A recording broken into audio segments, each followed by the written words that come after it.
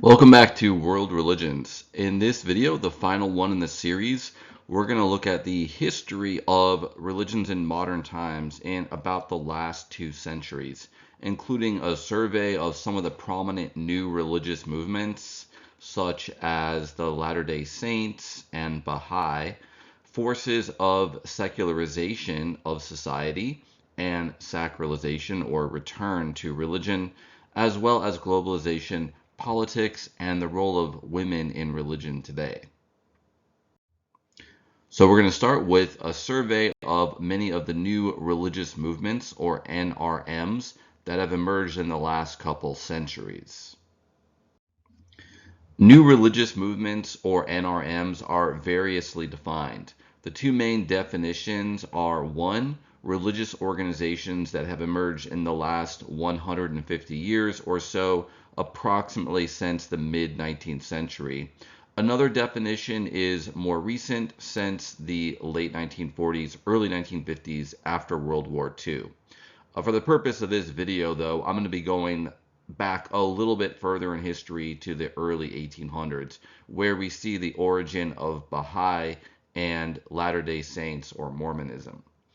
There are many new religious movements throughout the world. Most of them are relatively small in their number of followers compared to, for example, Catholic or Orthodox Christianity, traditional forms of Islam, or Hinduism, or traditional forms of Buddhism, all of which have members in the hundreds of millions or tens of millions. But there are many NRM organizations, around 10,000 in Africa. Many of those are new sects of Christianity. There's around 3,000 NRMs in the United States, around 500 to 600 in Britain, and Japan has many NRMs with an estimate of around 31 million followers. The membership in NRMs in Japan has begun to decline since the late 1990s, mainly after the cult Om Shinrikyo did a terrorist attack in the Tokyo subway system, which was an event that caused many Japanese to turn away from both NRMs and religion altogether. It's a matter of degree, though, not an absolute. The picture on the slide is of Falun Gong, a new religious movement from the People's Republic of China that has become controversial due to their political struggles with the regime. The word cult is often used to refer to many NRMs. It should be borne in mind that the word cult has at least two completely different senses or meanings. The first is neutral, not really negative at all. It's any organized pattern of worship of a sacred or supernatural being. So, for example, in Catholic, Orthodox, and Anglican Christianity, people talk about the cult of the saints. That just means actually not even literally worshiping the saints given their theology, which they only worship God, but praying to the saints, asking for their intercession. But it's still called a cult because it's an organized pattern of behavior related to sacred beings. There's also cults in a more literal worship sense, such as the ancient cult of Zeus, which was a way of worshiping the Greek god Zeus. And you can refer to like particular patterns of worship that may have been local or variants of each other, like the cult of Artemis of the Ephesians, one of the most famous ancient Greek goddess cults, but it was located in the town of Ephesus specifically. The second sense of the word cult is the negative one that we're more familiar with from everyday language. It's an abusive, exploitative, or manipulative religious organization. Now, this can vary as a matter of degree. You could argue that many religions are cultish to some degree, just insofar as they try to influence the lives of their members. But usually the word cult applies if they're very abusive, very exploitative. So they're towards that end of the spectrum, even including things like sexual abuse, de facto slavery or forced labor on members, isolation from family and friends that aren't members of the religion, etc. Here are a few examples of cults in the pejorative sense. The People's Temple, which was founded by Jim Jones in the 1960s, and it resulted in the mass death of followers in Jonestown, Guyana in 1978. Jim Jones first isolated a lot of his followers by moving them to Guyana, which was far away from their friends and family, most of whom were from the United States. And then he basically coerced them or encouraged them to drink Kool-Aid that had been laced with poison. The Branch Davidians were an infamous cult from the 1990s led by David Koresh, who regarded himself as the second coming of Jesus. He had sex with many of his female followers. He and many of his followers were killed by agents of the U.S. government in Waco, Texas in 1993 because they had stockpiled firearms and explosives, and they had a kind of belief in the end of the world, but they were regarded as potentially violent, and definitely David Koresh was kind of you could say, manipulating some of his followers, especially some of the women. Om Shinrikyo was a Japanese cult that perpetrated a sarin gas attack on the Tokyo subway system in 1995, also as part of a belief in the end of the world. This was a kind of heretical Buddhist sect, and in Buddhism, they believe not in an absolute end of the world, unlike in Christianity, where it's a one-time event, but they have a view of the cosmic cycle, where the Dharma will fall into decline, and then you have to have a new Buddha come to reintroduce the Dharma, or the teaching of how to attain enlightenment, which restarts the cycle of time. And the leader of Om Shinrikyo regarded himself as the next Buddha, or Maitreya Buddha, but this odd terrorist attack was connected to their belief of the inevitable chaos and decline that would happen for the restoration of the Dharma. Heaven's Gate was a UFO religion that basically persuaded or coerced their members to commit suicide, and this happened in California in the year 1997. They believed that their souls, you could say, were going to be picked up by a comet that was coming around the Earth at that time.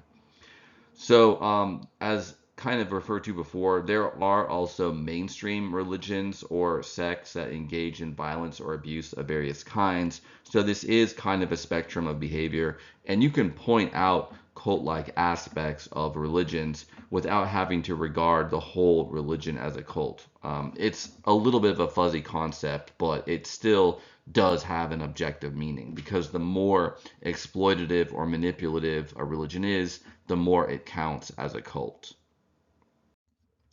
So now let's look at a survey of some of the important, prominent, or just well-known or influential new religious movements from the last couple centuries. The first is Baha'i. This was a movement that started with Sayyid Ali Muhammad, who was born in Shiraz, Persia in 1819. Persia is now the modern nation of Iran. He claimed to be a messenger of God. He called himself the Bab, or the Gate, and he regarded himself as paving the way for a new messenger. He was executed in 1850.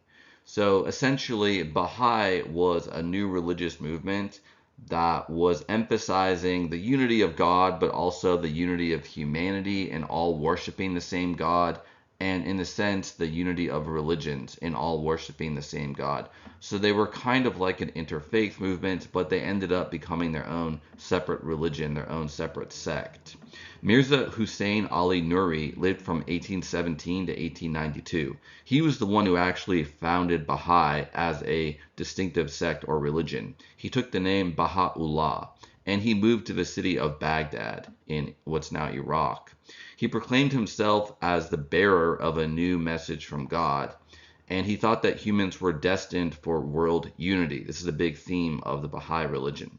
He was forced into exile in the city of Akko, also known as Acre, in what's now the nation of Israel, where he died there in 1892.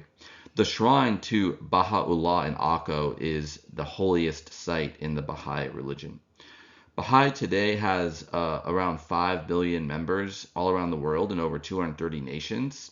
It was fairly prominent in the 1960s and 1970s in the Western countercultural movement, where some people looking for alternatives to conventional Western religions like Christianity and Judaism, flocked to Baha'i. But the majority of Baha'i live in the nation of India. There are also large groups of Baha'i in Latin America, Africa, and Southeast Asia. The Church of Jesus Christ of Latter-day Saints, also known as Latter-day Saints or LDS as an abbreviation, was founded by Joseph Smith Jr., who lived from 1805 to 1844. He was born in Vermont, and his family moved to Western New York when he was young. In 1820, he had a vision in a wooded area of God the Father and Jesus Christ, or God the Son, who told him that his sins were forgiven, but also that all Christian churches had actually turned away from the true gospel. After that, he did work for some years as a diviner and dowser in Western New York. There was a kind of folk magic being practiced by many people in rural areas at the time, partly to find water through dowsing, a method of divination, but also Joseph Smith in particular claimed to be able to find buried treasure through using a kind of magical or mystical viewing stone. In 1823, Smith was visited by the angel Moroni, who gave him a set of gold plates which contained hieroglyphic writing. He translated the writing using a mystical viewing stone that he had into the Book of Mormon in 1830, which is one of the scriptures of Latter-day Saints in addition to the Christian Bible. There was some controversy several years later among some of the followers of Smith. Some of them broke away, accusing him of doing things such as trying to marry and or have sexual relations with their wives. This controversy eventually led to Joseph Smith being arrested. He also had destroyed a printing press that was creating narratives that he disagreed with. And when he was in jail after he had been arrested and charged with treason, he was murdered by a violent mob in 1844. And that happened in Carthage, Illinois, where by that time he had settled. His movement continued. It split into several different sects, but the largest of the sects is the Church of Jesus Christ of Latter-day Saints. So some of the distinctive teachings and practice of Latter-day Saints: they believe, as described in the Book of Mormon, that Jesus Christ came to North America after his resurrection and taught the various native peoples living there. They also have a distinctive theology compared to Christians, where they regard God the Father and God the Son, or Jesus, as distinct beings, as distinct gods. That was actually one of the other criticisms that had been made of Smith by some of his former followers after they broke away, that they were teaching what they regarded as a polytheistic theology. In Latter-day Saints, they tend to regard themselves as Christians, and they tend to downplay the distinctive aspects of Smith's theology, but it does seem like there's a notion in Latter-day Saints that there are multiple gods, and each god can create his own world, and that within that world there are other humans who can grow up to be gods themselves if they are able to spiritually advance. This is not actually like the main focus or emphasis of Latter-day Saints, who are also nicknamed as Mormons, by the way, but it is a part of their actual theology. So their practices include some secret rituals and initiations that are done where only members of Latter-day Saints can attend. They believe that you can only be saved if you're baptized into the Latter-day Saints Church specifically. So they do baptisms of the dead in certain ceremonies in the middle of the night, where members of Latter-day Saints will symbolically be baptized in the name of someone else who was deceased, because they believe otherwise the deceased are condemned, they won't be able to be saved. So they have some very distinctive teachings and practices compared to most Christians. And a lot of Christians don't regard them as genuine Christians because of their distinctive theology and practices, but Mormons or Latter-day Saints do generally identify themselves as Christians because they regard themselves as followers of Jesus or God the Son. After the death of Joseph Smith, Brigham Young, who lived from 1801 to 1877, became the leader of the Latter-day Saints Church, and he eventually led them to in a migration to the Great Salt Lake in Utah, where a large proportion of Latter-day Saints live to this day. Seventh-day Adventism was based on a movement started by William Miller, who lived from 1782 to 1849. He advocated that Christians should worship on Saturday rather than on Sunday, because Saturday was the original Sabbath of the ancient Jews. Seventh-day Adventism, like a lot of the other 19th century new religious movements that we'll be discussing, originated in the United States, as had, for example, Mormonism or the Latter-day Saints. And they tended to originate among Protestant Christians. So these various new religious movements or sects are coming out of Protestant Christianity. They don't always identify very strongly as Protestant, but they have a lot of similarities with the Protestants. And culturally and historically, they're rooted in Protestant Christianity. For example, they generally reject the Catholic and Orthodox ecclesiology of the threefold ordained priesthood of bishops, priests, and deacons, for example. They tend to reject church authority and try to believe that only the scripture or sola scriptura is the source of Christian doctrine, etc. So William Miller also opposed the Eucharist and other quote-unquote rituals. This is distinct even from other forms of Protestant Christianity. Now, it's true that Protestant Christians tend to have a less emphasis on the Eucharist compared to Catholic and Orthodox Christianity. Eucharist being the Holy Mass, where the bread and wine are consecrated by a priest or minister and become the body and blood of Jesus, at least in Catholic and Orthodox belief. Some of the Protestants had a different theology of the Eucharist and whether there's actual presence, real presence of Jesus in the bread and the wine. But Miller went even further by saying, no, you should not practice the Eucharist at all. This is somewhat surprising because if you read the Gospels, Jesus appears to tell his apostles, you should do this in memory of me. Have this commemorative meal of bread and wine. And saying specifically that the bread is his body and the wine is his blood. But in Seventh-day Adventism, they regard any kind of ritual as being more associated with the old covenant of the Jews and more associated with the religion that Jesus came to replace. They're also millenarians, which means they believe in the imminent coming of second coming of Jesus Christ and the end of the world. They proclaimed actually that his return was imminent, and they even said that 1843 and then 1844 would be the date of Christ's return. When Jesus did not actually come in 1844, they called this the Great Disappointment. Now, Christians in general do believe that Christ will return, and this will be kind of the end of the world, or at least the end of the world as we know it. There will be a new heaven and a new earth. This is described in the Christian book of Revelation at the end of the Christian Bible, but also Christian beliefs about this second coming of Jesus are based on prophecies of various prophets from the Hebrew Bible or the Old Testament, like Isaiah and Daniel.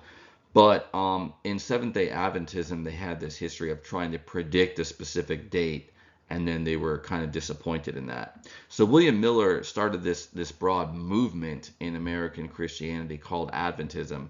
The actual church was founded by James White and Ellen G. White, who are shown in the picture on the slide. They were the actual founders of the Church of Seventh-day Adventism. And they taught that Jesus had indeed returned, as had been predicted by Miller, but that his presence was invisible. They also advocated vegetarianism and following kosher dietary laws.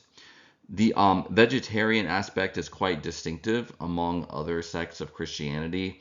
Most don't require that because, for example, in the book of Acts, Peter, the Apostle Peter, has a vision where it seems like God is saying to him it's okay to eat any animal as long as it hasn't been, offered in the name of another God.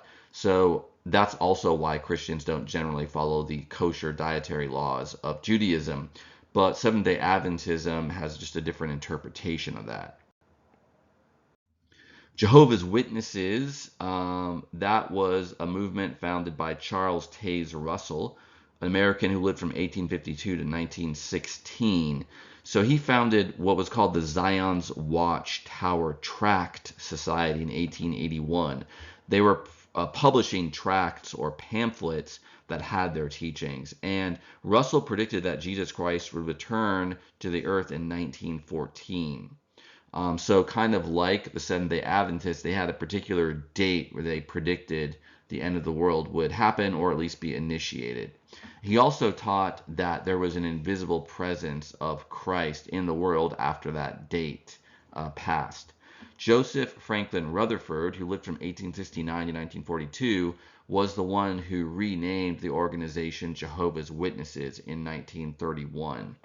Jehovah's Witnesses are quite distinct from other Christians. Like Seventh-day Adventists, they kind of emerge out of American Protestant Christianity, but they're non-Trinitarian. They deny the doctrine of the Trinity, which is accepted by the vast majority of other Christians, including Protestants. So the doctrine of the Trinity is that there's one God, but in three persons or hypostases called Father, Son, and Holy Spirit. And these are persons that have internal relations. The Son is begotten of the Father. The Holy Spirit proceeds from the Father, but they are not regarded as distinct beings.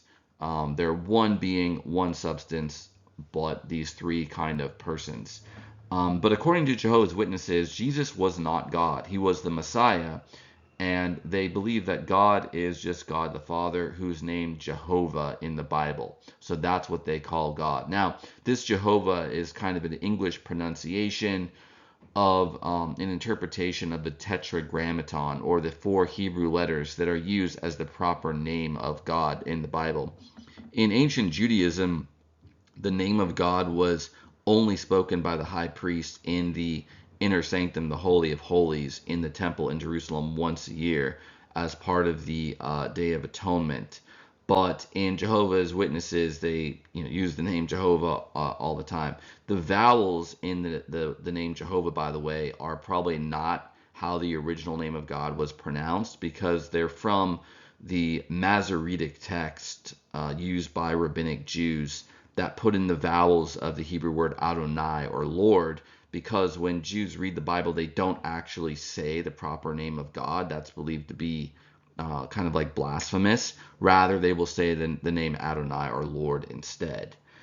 But Jehovah's Witnesses are also millenarian. They believe, in other words, that the end of the world is imminent or has already begun. If you read their tracts, they will say that 1914 was kind of like a special date in which basically the process of the end of the world and the second coming of Jesus begun, and we're still kind of living in that phase of history today.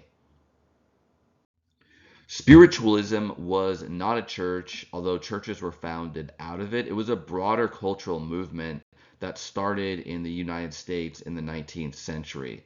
Spiritualists believe they can contact spirits of the dead using seances, which are like group rituals in which people, often in darkness, are sitting around a table or holding hands or using other ritual elements, believe that they can kind of summon or call upon spirits of the dead and communicate with them. They can also make use of particular people who are regarded as spirit mediums. That's a person who can contact, communicate with, summon, or even be possessed by a spirit of the dead. So spiritualism began with the Fox sisters, three sisters living in Hydesville, New York, when in 1848 they claimed to have heard the rappings, or like tapping sounds, made by spirits of the dead. And this started a whole movement. It spread throughout the United States, even into the White House, where apparently Abraham Lincoln's wife was quite interested in spiritualism. Out of this movement, there were some spiritualist churches founded. They tended to be kind of variant forms of Christianity. They emphasize healing through the Holy Spirit, as well as contact with the spirits of the dead. So spiritualism kind of had a big influence on the general zeitgeist of the 19th century. It's still kind of around today insofar as there are people who perform seances, spirit mediums who believe they can talk with spirits of the dead. Another broader cultural movement in the 19th century, both in Europe and the US, also had a big influence on that zeitgeist or spirit of the age, and that was the New Thought or the Higher Thought movement. The main beliefs of this movement are that a person's thoughts can make or transform their reality. Was sometimes phrased as mind over matter. So they advocated mental affirmations, such as thinking good thoughts, to promote healing and self-improvement. They also tended to have a concept of God as an infinite intelligence that's omnipresent or everywhere in the world. There were precursors to the New Thought movement going back to the 18th century, such as Emanuel Swedenborg. He was a Swedish mystic and occultist who had a very Baroque, elaborate metaphysical and mystical philosophy that was read and influenced some later thinkers and believers as well. Franz Mesmer was another important precursor to the New Thought movement. He lived from 1734 to 1815. He invented a technique called mesmerism, an early form of hypnotism, and he spoke of animal magnetism, a kind of living energy or force that could be tapped into by someone, both for purposes of mesmerizing or hypnotizing them into a trance, but also other things could be done with it as well. Early figures in the New Thought movement were Phineas Quimby. He was a mesmerist, a mentalist, i.e., a psychic, and a healer. So he's the one generally regarded as the founder of the New Thought movement, and he lived from 1802 to 1866. There was also Emma Curtis Hopkins, who lived from 1849 to 1925. She was quite influential in that she taught a lot of other people that went on to become teachers and leaders in the New Thought movement. So she was called the teacher of teachers. She also started the Christian Science movement, about which more later. And then another example of an important figure in New Thought was Prentice Mulford, who lived from 1834 to 1891. He was the one who coined the phrase law of attraction, which is still a popular phrase in New Age and New Thought circles today. The basic idea is that a person's thoughts have a kind of magnetic power to them that will attract corresponding realities. So if someone has negative thoughts, such as negative self-talk, they will kind of manifest through those thoughts actual bad outcomes. But if you're able to change your thoughts to make them positive, then you can manifest or attract good outcomes in your life just through the power of thought. Some of these thinkers, especially later in the 19th century, used the word karma or law of karma as well for this idea. They had borrowed the concept of karma from Hinduism primarily. Christian Science was a Christian church that emerged out of the New Thought movement. Mary Baker Eddy, who lived from 1821 to 1910, regarded Jesus Christ as a healer and a master of what she called the science of mind. So the basic idea is that good thoughts create healing and good realities. She opposed using conventional medicine for healing, thought that all physical ailments are also spiritual ailments, and they can and should be caused by changing your state of mind or your spiritual state. The previously mentioned Emma Curtis Hopkins founded the Hopkins Metaphysical Association in 1887 based on these ideas of Christian Science. Hopkins students also set up many of their own organizations. An example of that was the Unity School of Christianity, or the Unity Church, which was founded in Kansas City, Missouri in 1889. The Theosophical Society, unlike Christian Science, was not Christian. So Christian Science was kind of like the Christian version or Christian offshoot of the New Thought movement. The Theosophists were influenced in part by New Thought, but they had a lot of other influences, a lot of other ideas of their own. The Theosophical Society was founded by Helena Blavatsky, who lived from 1831 to 1891. She claimed to have had contact with ascended masters, spiritual beings who kind of revealed to her special teachings and secrets. Theosophy mixed beliefs from Hinduism, Buddhism, Jewish Kabbalah or mysticism, and Western mysticism and esotericism of various kinds, including occult or magical practices. Hermeticism, that's a tradition named after Hermes Trismegistus, a probably legendary ancient Egyptian god or philosopher, enlightened being who taught various rituals and magic, and also was a teacher of alchemy. Alchemy was a tradition that kind of flourished in Europe in the Renaissance. Also, it was around earlier, like in Arab speaking nations in the early Middle Ages. It has kind of its roots in ancient Egyptian practices of creating metals that look like gold, but it got combined with a lot of different ideas from ancient Greek natural philosophy, metaphysics, and later religious, spiritual, and mystical teachings. So, some of the beliefs of theosophy are belief in karma and reincarnation and gods or enlightened beings who have avatars or incarnations. So, those beliefs are influenced by Hinduism and Buddhism. They also believe in a cosmic cycle, so that the world goes through this series of deaths and rebirths or regenerations, just like an individual soul being reincarnated, but the cosmic cycle is on a much larger scale of millions or billions of years. That idea also is similar to the cosmic cycle belief in Hinduism and Buddhism. But they have their own specific version of it that involves a mythic prehistory involving various so-called root races or earlier forms of humanity, including the Aryans and others. They believe in a kind of devolution where the races become increasingly debased or less pure over time, less enlightened, less wise, more degenerate. They also have various rituals, magical traditions, and secret teachings that are only revealed to initiates. So that's kind of taking beliefs and practices from a lot of magical traditions from the West. Okay, so the ascended masters from whom Blavatsky got her revelation are advanced spiritual beings that once lived on Earth. They're also known as the Great White Brotherhood. White not as a racial term, but because of their purity and enlightenment. These beings also figured in other organizations and figures from 19th and 20th century religion and spirituality and magic, such as the Rosicrucians, the Church Universal and Triumphant, and various New Age channelers as well, who claimed contact with the Ascended Masters.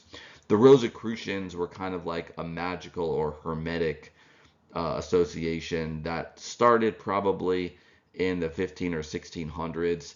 They may have originally been a hoax, actually, but at least in modern times, they became actual organizations that claimed lineage from this earlier tradition of kind of like enlightened magician, philosopher, mystic types.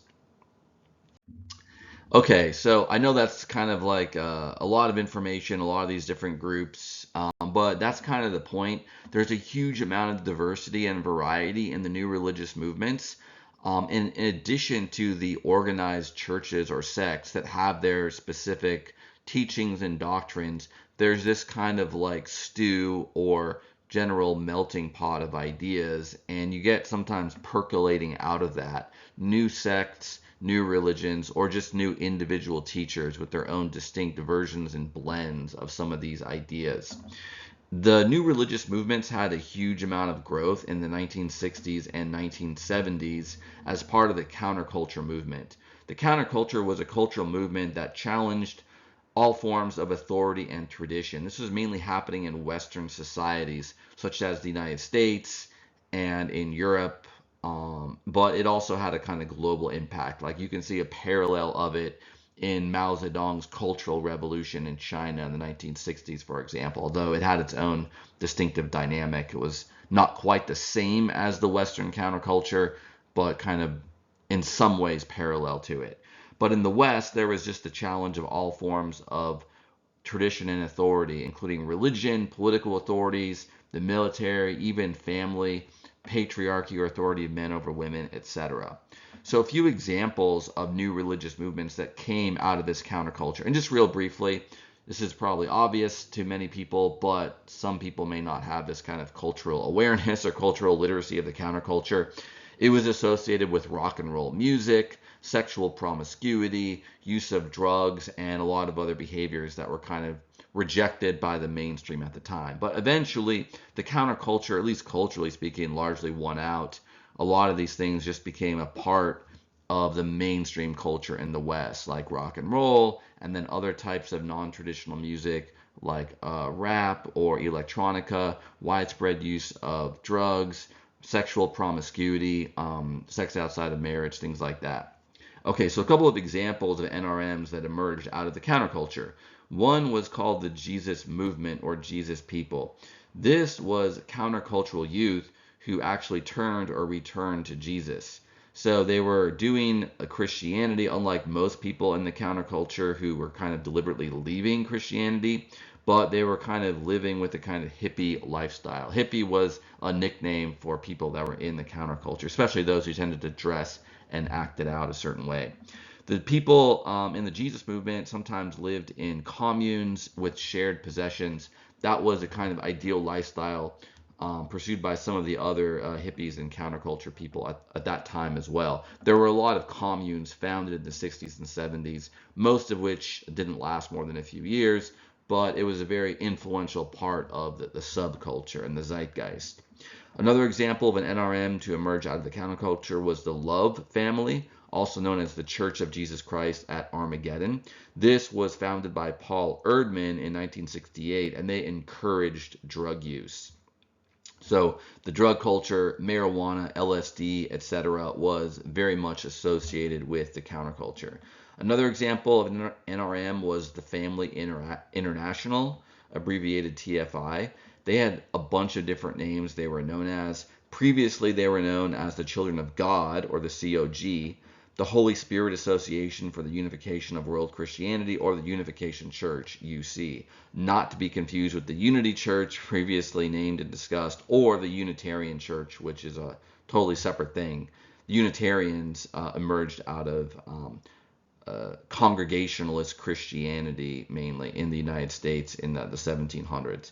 But anyway, the Family International was founded by David Brant Berg, who was called Moses David, and he lived from 1919 to 1994. They were actually fundamentalist Protestants, but they engaged in flirty fishing or FFing, in which female members would offer sex to religious seekers to help lure them into the religion. In other words, they were influenced by that idea of sexual promiscuity that was a strong part of the 1960s counterculture. The Unification Church is an NRM from Korea that's still around and quite prominent. They were founded in South Korea by Sun Myung Moon, who lived from 1920 to 2012. So Moon regarded himself as the second coming of Jesus. He believed that Jesus' messianic mission was to marry and to have sinless children. So he regarded both himself and his wife, Hak Cha Han Moon, who's still alive, as the new messiahs. And he said that members of his church can join the restored family through a blessing ceremony or a mass wedding. So they're very famous for those. And they believe that by joining this movement, they can create a kind of new race of humans that lack original sin. There are also a large amount of Indian-derived new religious movements. India was very prolific. It was a very important center historically for world religions. Not only Hinduism, which is the third largest religion in the world with well over 1 billion members, but also many other world religions like Buddhism, other sects like Jainism and Sikhism all started in India. But even in modern times, in the 19th and 20th centuries, there were many NRMs from India, some of them coming out of Hinduism, others that were more distinctive. So the term Swami is a title that's given to someone who's a ascetic or renunciate. They renounce the world. Swami Vivekananda, who lived from 1863 to 1902, basically created a traditional but also somewhat modern or distinctively new form of Hinduism. He was a disciple of Ramakrishna. Ramakrishna was someone who followed the Advaita Vedanta or non-dual Vedanta teaching, so based on the Upanishads, the end of the Veda, where they believe that all of reality is essentially part of the play or manifestation of one being, God, who's called Brahman or the Supreme in Hinduism. So Ramakrishna was somewhat distinctive from other traditional Advaita Vedanta teachers in that he combined it with devotion to the goddess Kali, and he was also interested in Tantric Hinduism. And so this was kind of a somewhat syncretic Hindu sect. And also, they were very kind of ecumenical. They thought that you could pursue God in other religions as well, even like Christianity, for example. So, this specific version of Advaita Vedanta Hinduism was brought by Vivekananda to the United States when he visited the World's Parliament of Religions in Chicago, Illinois in 1893. This was a part of the World Fair that was happening there. And there were people from different religions all around the world who attended. He founded the Vedanta Society in New York in 1894. There was also a Vedanta Society founded in Los Angeles not that long thereafter. He taught yoga to Westerners. So Vivekananda was the one who first significantly brought Advaita Vedanta Hinduism to the West. It's also why today many Westerners, when they think of Hinduism, they think of that all is one philosophy. Well, that's distinctive to Advaita Vedanta specifically. Another figure who is prominent in modern Indian religion is Paramahansa Yogananda, who lived from 1893 to 1952. He founded the Self-Realization Fellowship in 1920. So this is based, in a sense, on traditional teachings of the Hindu notion of Atman, or the true self, the supreme self, which is your soul, but it uses some of the lingo and concepts of the Western New Thought movement as well. Proved to be quite popular. Meher Baba lived from 1894 to 1969. He declared in 1954 that he was the avatar or incarnation of God of his age. Maharishi Mahesh Yogi lived from 1918 to 2008. He developed a system of meditation derived from traditional Hindu meditation, but with his own distinct teachings, called Transcendental Meditation, or TM for short. He actually trademarked the name TM, or Transcendental Meditation, and founded his sect as a kind of business where he would sell you training or teaching and courses in how to practice the meditation. He briefly acted as the spiritual guru of the famous Western rock band, the Beatles, in the 1960s as well. Sri Chinmoy lived from 1931 to 2007. He promoted a teaching of inner peace, which also resonated very much with a lot of people in the counterculture movement of the 1960s and after. But there were other Indian-derived NRMs as well. Dada Lekhraj lived from 1876 to 1969. He founded the Brahma Kumaris. This was a movement aimed at improving the status of women in Hinduism. Traditional Hinduism is a very patriarchal religion, notwithstanding the widespread goddess worship. Lekhraj encouraged celibacy, and he also taught Raja Yoga, his interpretation of this traditional Hindu yoga, which aims at uniting the soul of the individual being with God or with the divine. And his movement became led by its female disciples or followers after his death. Swami A.C. Bhaktivedanta Prabhupada lived from 1896 to 1977. He was a leader of a Hindu sect in the Vaishnava or Vishnu worshipping tradition of Bhakti devotional Hinduism. He also had his teachings based on the Vaishnava teacher Chaitanya, who was a very influential within the Vaishnava movement in general, But he's an example of a modern sect in the tradition of Chaitanya. He founded what's called the International Society for Krishna Consciousness, ISKCON for short, nicknamed the Hare Krishnas because, as part of Vaishnava Hinduism and specifically as followers of Chaitanya, they believe in joyfully singing and dancing and praising the name of God in his incarnation as Krishna or Rama. So they mainly worship Vishnu as Brahman or the Supreme Being. Unlike most sects of Hinduism, they also seek out followers, including among Westerners or other non-Hindus. So that's why they became especially well known or famous in the West. Satya Sai Baba lived from 1926 to 2011. He claimed to be the reincarnation of Sai Baba of Shirdi, who died in 1918 and who was previously regarded as an enlightened or liberated saint or guru. Sai Baba claimed to have performed many miracles, such as materializing gold watches and other objects for his followers. His followers made pilgrimages to various ashrams that he established in India to receive darshan or visual contact with Sai Baba. Bhagavan Sri Rajneesh lived from 1931 to 1990. He was born into a Jain family in India, but he ended up going his own way religiously. His followers in the 1970s originally dressed in orange or red clothing, following a Hindu custom of monks or renunciants wearing orange or saffron colored robes. He later kind of rebranded and became known as Osho. This was named after a famous Japanese Zen master, and he taught his own version of Zen Buddhism, which was antinomian. He rejected a lot of laws and authorities. He advocated sexual freedom and materialism. So I think it's fair to say, functionally speaking, his ideas were more influenced by the Western counterculture of the 1960s and 70s, but he sort of took some ideas from traditional Indian religion and Zen Buddhism. He moved to Oregon in the United States in 1989 and established his own city known as Rajneeshpuram. He came into conflict with local residents and he was arrested in 1985. The city of Rajneeshpuram was eventually disbanded, but the Osho organization survives to this day.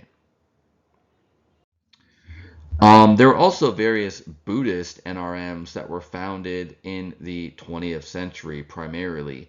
D.T. Suzuki was a Japanese Buddhist professor of philosophy, but he was also an experienced practitioner of Zen Buddhism. So he didn't only study it academically, he also practiced Japanese Zen Buddhism, which was focused on meditation.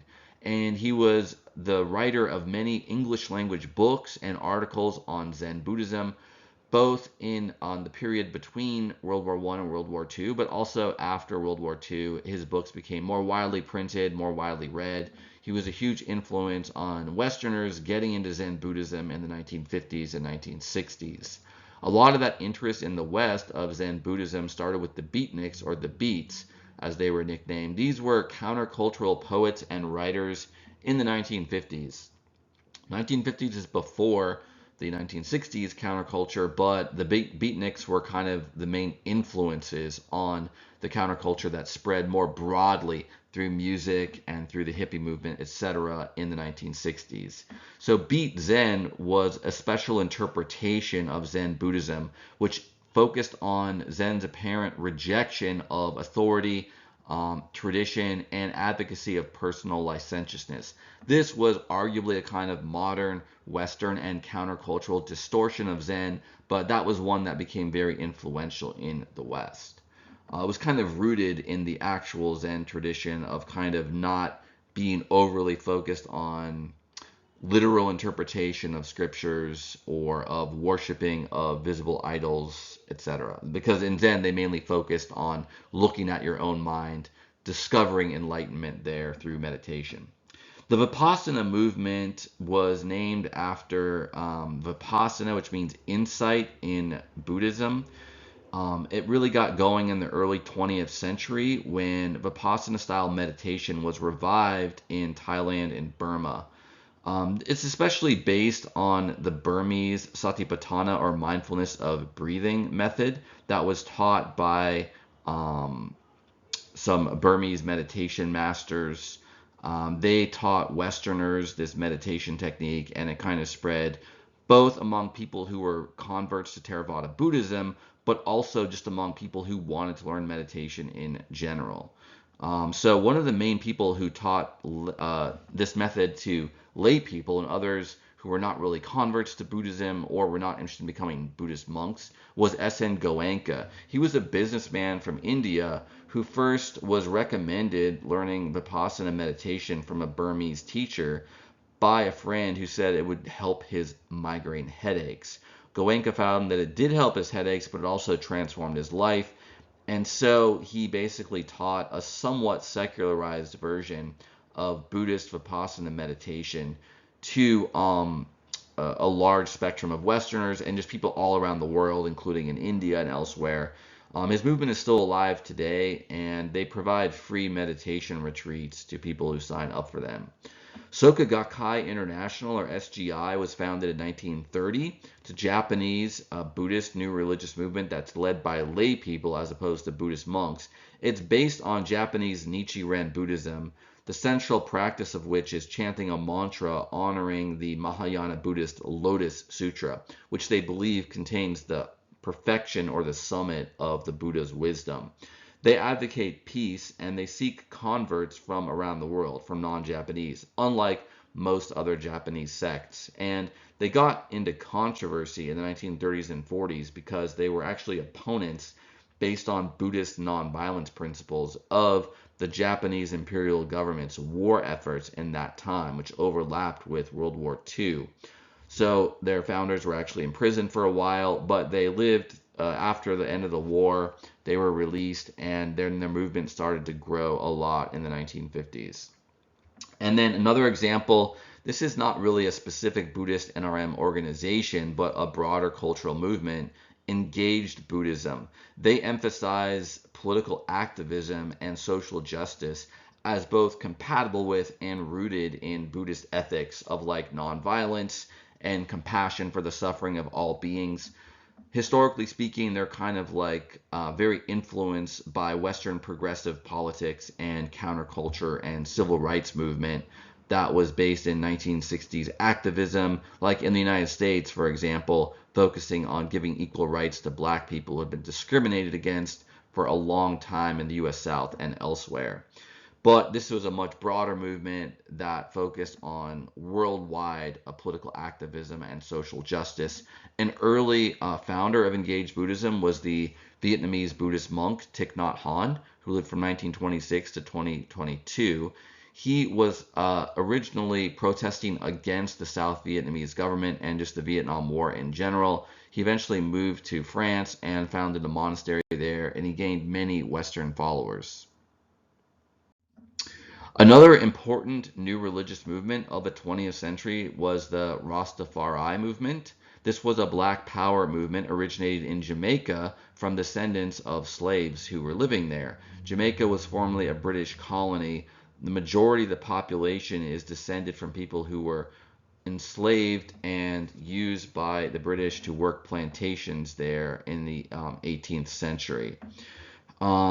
The Rastafari movement believed that the Messiah would be from Africa. They were rooted in Christianity, but they had a lot of their own traditions and beliefs. They interpreted the Bible as claiming that the Messiah would be the king of Ethiopia, who was, according to Ethiopian tradition, part of the house of David, owing to King Solomon's relations with the ancient queen of Sheba. And the current and last emperor of Ethiopia in that line was Emperor Haile Selassie, who lived from 1891 to 1975. So the Jamaicans in the Rastafari movement identified Haile Selassie as the second coming of Jesus Christ as the Messiah. Some early Rastafarians also migrated to Ethiopia. Now, do keep in mind the term Rastafarian doesn't really have an official status in the movement, but it's colloquially used to refer to people that are in the movement or strongly influenced by it. Emperor Haile Selassie was assassinated in 1975. His regime was ended and was taken over by a communist regime that persecuted Ethiopian Christians. It created a lot of destabilization that kind of still has knock-on effects to this day. And that had an impact on the Rastafari movement, but they had various responses to that. But the long and the short of it is the movement is still alive today. And there's a lot more to be said about their distinctive teachings and practices. One of the huge ones, they believe smoking cannabis is a sacrament, so that's a common practice of theirs. They wear dreadlocks as a kind of like ascetic practice of not cutting their hair or beard. And many of them eat ital food, or food that's been fresh harvested from nature, rather than overly cooked or processed. The Nation of Islam originated as a black supremacist movement in the United States in the 1930s. It's based on the teachings of Wallace Fard Muhammad, who he's kind of a mystery figure, but he's believed to have lived from around 1877 to 1934. He was said to have founded the Nation of Islam, or NOI, in Detroit, Michigan in 1930. He denounced white people and their Bible. He taught that black people were originally Muslims who spoke Arabic. Historically speaking, this is not true. There were early black converts to Islam, early in the history of Islam, but historically speaking, most black Africans practiced various animistic religions. There was the early Christian kingdom of Ethiopia in Eastern Africa, which was one of the first Christian kingdoms. And then later on, Islam started to spread throughout West Africa through the camel caravan routes across the Sahara and Sahel.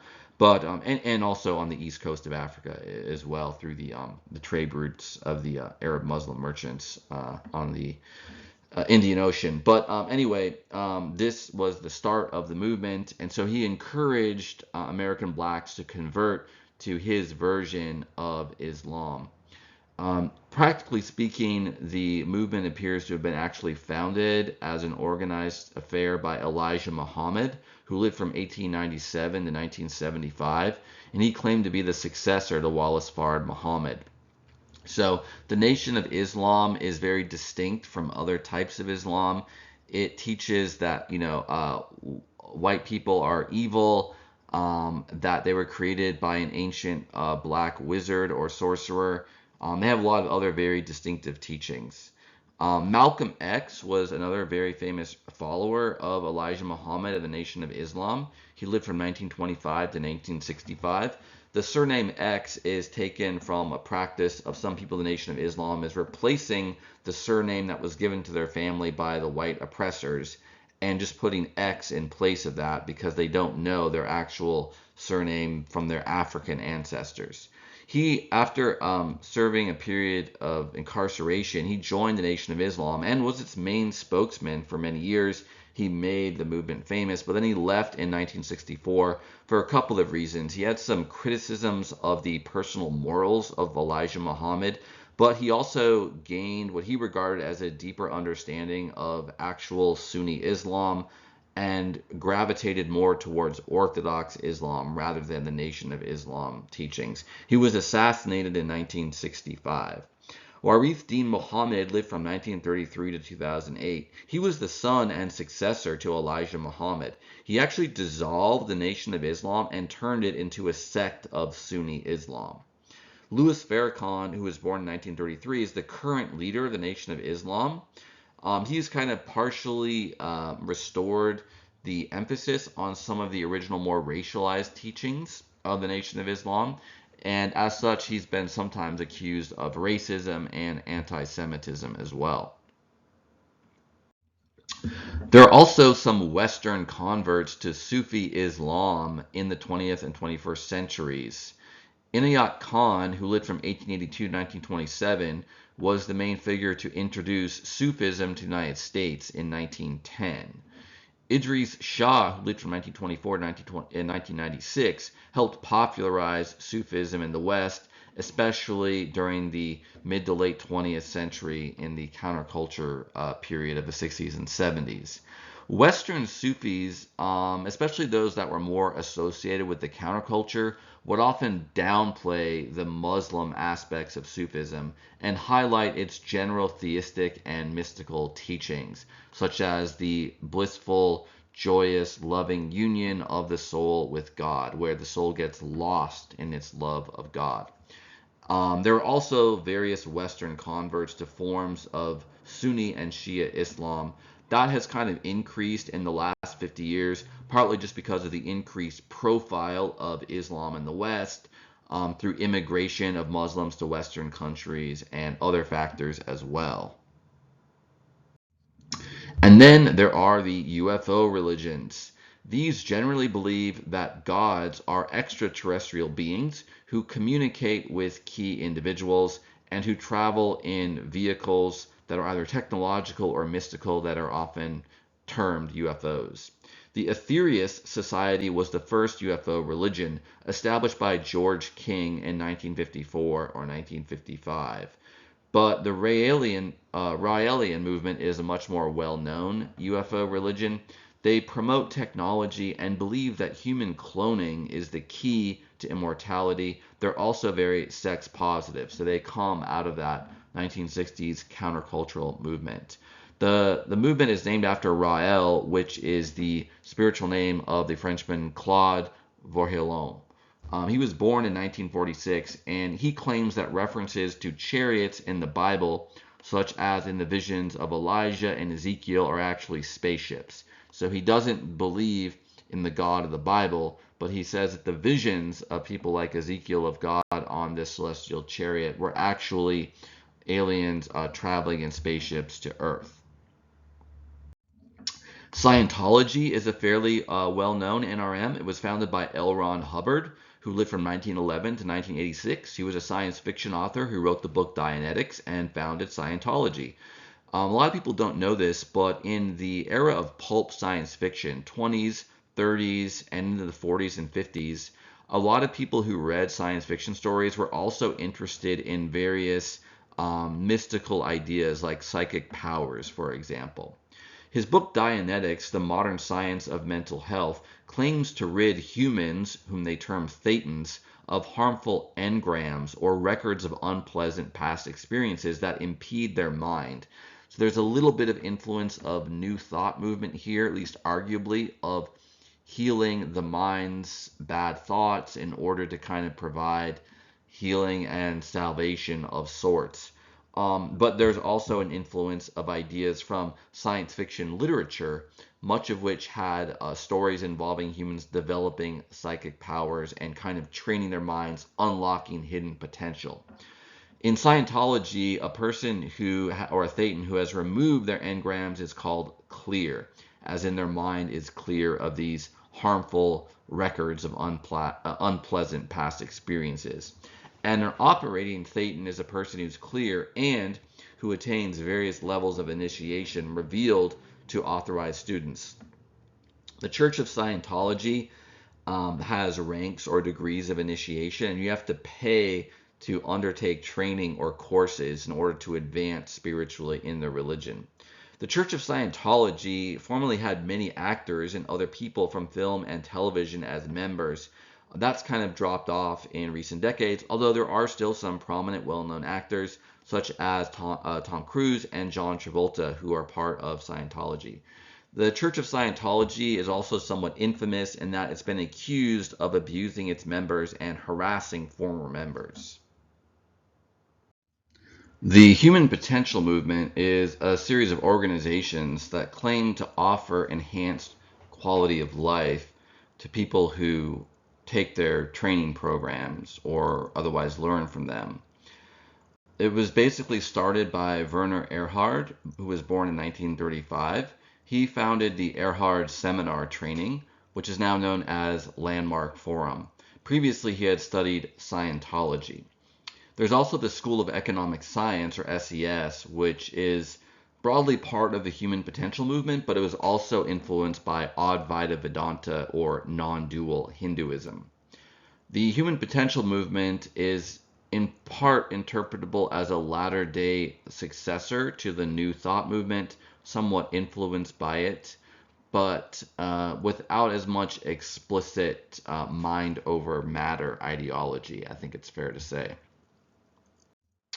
The New Age movement, many of you have probably heard of this. This is an eclectic mix of Western and non-Western religious and spiritual traditions. It basically begins in the 1960s kind of as part of and somewhat parallel to the counterculture. And it's influenced by earlier movements like New Thought, for example. New Thought kind of blends into and fades into New Age in the 1960s. The non-Western influences on New Age are largely from Hinduism and Buddhism, and to a lesser extent other religions too, like Taoism, Shinto, and especially Native American religions. But they believe in karma often, reincarnation, polytheism, often from Hinduism and Buddhism. They believe in chakras or energy centers, prana, which is the breath energy that, according to Indian tradition, circulates through the body, yoga, training the mind and body through meditation and asanas or postures. Advaita Vedanta Hinduism is quite influential on the New Age with its monistic theology and metaphysics, i.e., all is one and part of God, so to speak, and Buddhist theories of enlightenment and meditation as well. Those are all non-Western influences. The Western ones are various as well. And a lot of these actually enter New Age from Theosophy. You could kind of look at the New Age as a reblending of Theosophy and New Thought with some other ideas as well. But Neoplatonism, a mystical philosophy based on the later Platonist philosophers like Plotinus, Porphyry, Iamblichus, etc. Hermeticism, the magical occult tradition based on the alleged teachings of Hermes Trismegistus, probably legendary ancient Egyptian philosopher, sage, godlike being who's connected to the Egyptian god Thoth, the god of scribes and magic. Various occult practices of the West, like magical grimoires from the late Middle Ages, Renaissance, and after, alchemy, astrology, crystal healing, which is more of a modern idea, geomancy, or this is kind of a reference to earth divination, literally. So it's kind of influenced by the Chinese belief in feng shui, or energy moving through earth, wind, and water. And also tarot used for divination, which is a Western tradition. So the New Age movement is somewhat diffuse. They have different beliefs and practices. The diversity and individualized practices are a strong feature of the movement. And it does tend to be, though, more optimistic about human nature, rejecting very strongly Christian doctrines of original sin and opposed to organized religion oftentimes, like traditional forms of Christianity. Falun Gong is a new religious movement founded in the People's Republic of China in 1992 by Li Hongqi, who was born in 1951. It combines beliefs from Buddhism, Taoism, and other religions. This is not unique. There are other Chinese sects that do this as well. Both now and historically, there were forms of Taoism influenced by Buddhism and vice versa. Falun Gong, one of its most distinctive practices are physical exercises similar to traditional Chinese Tai Chi. They also offer a path to becoming a Buddha or an enlightened being. So they're combining Buddhist beliefs with that of Taoism and other Chinese traditions.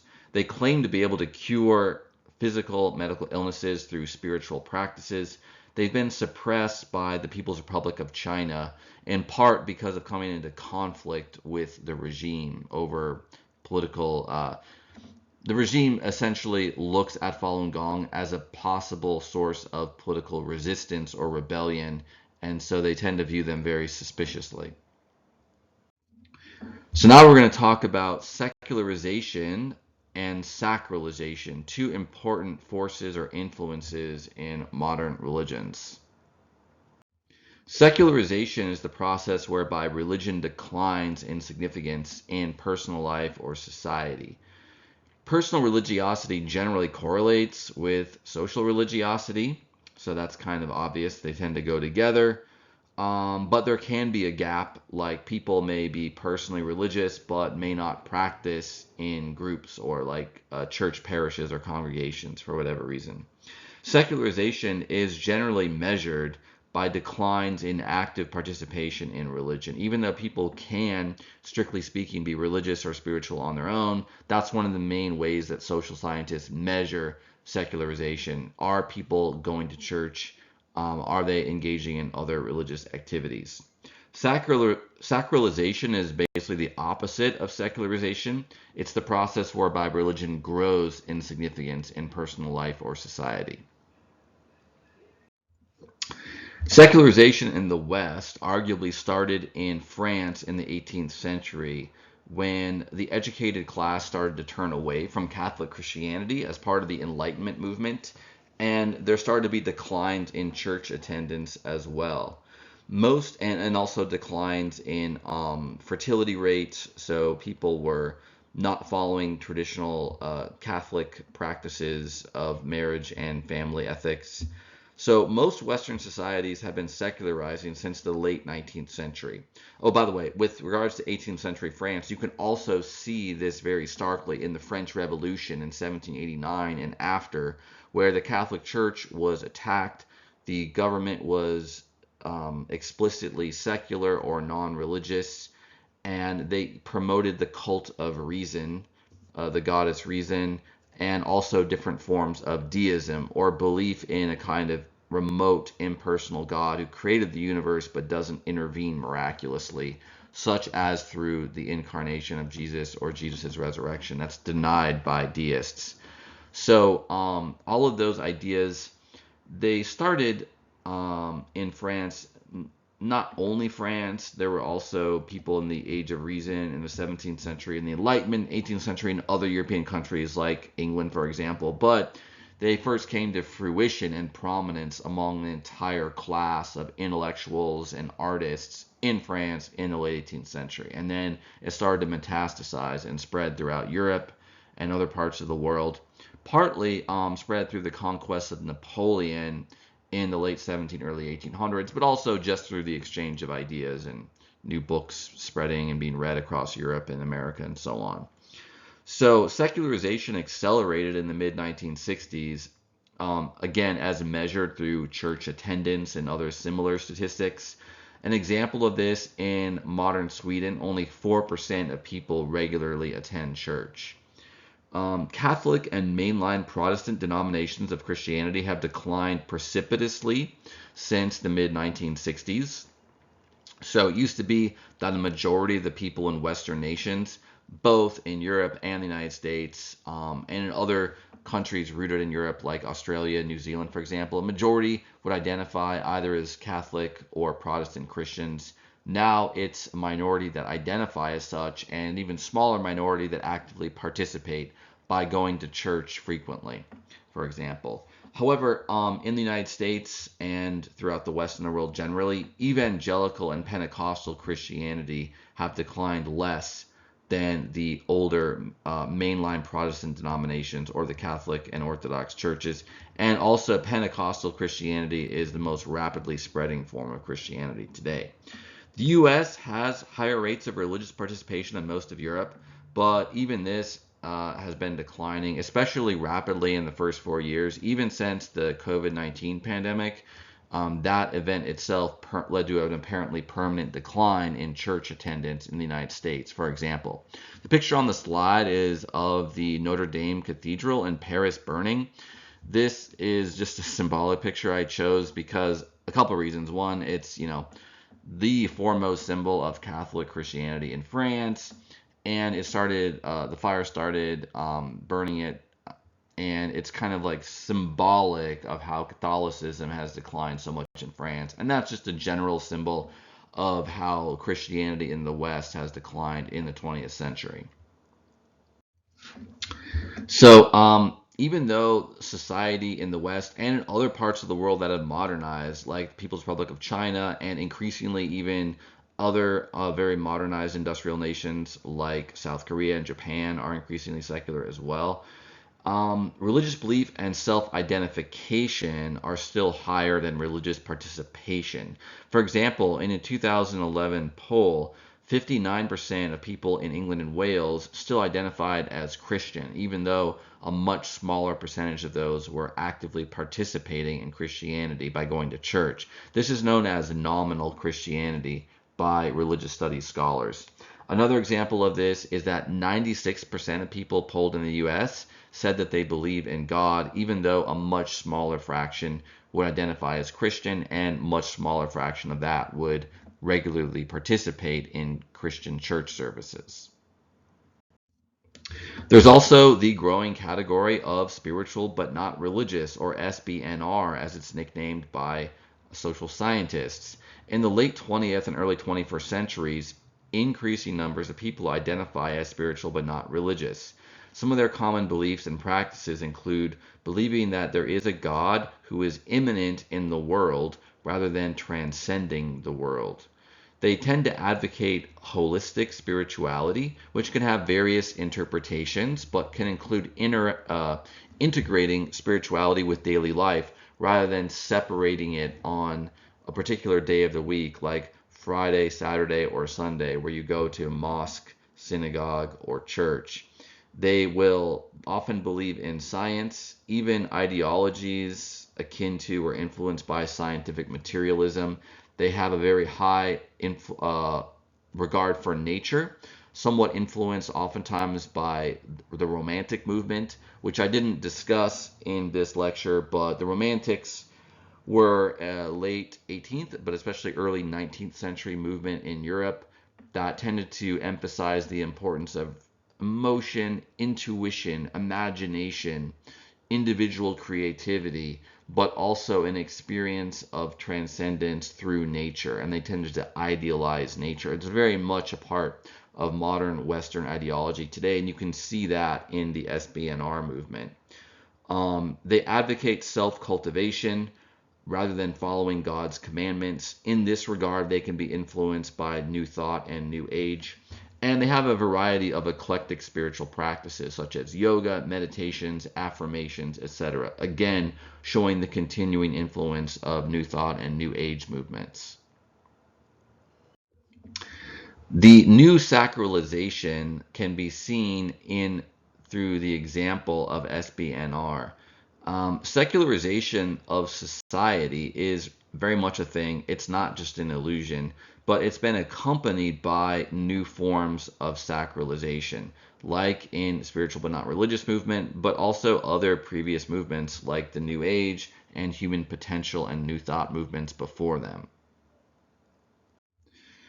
There's also been secularization, as I mentioned previously, outside Western societies, such as China, South Korea, Japan, and Latin America. Degrees of religious belief are down. You can see in the picture on the map, northern China basically has most people not being religious. That's the gray color. Southern China has higher rates of participation in traditional Chinese religion, which is a blend of Buddhism, Taoism, and Confucianism, but even there, religion has been declining.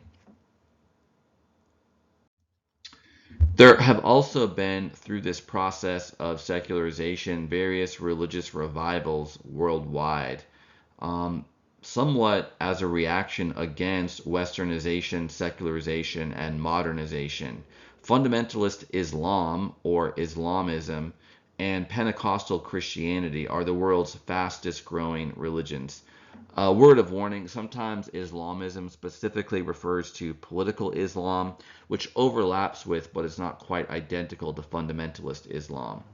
Fundamentalist Islam, like fundamentalist Christianity, regards itself as trying to revive or recreate or reconstruct a perceived pure and original form of the religion, shorn of later traditions and modern influences.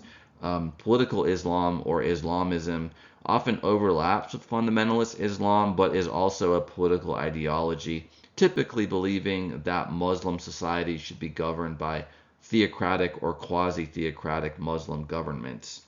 Supporters of fundamentalist Islam in particular are often anti-Western.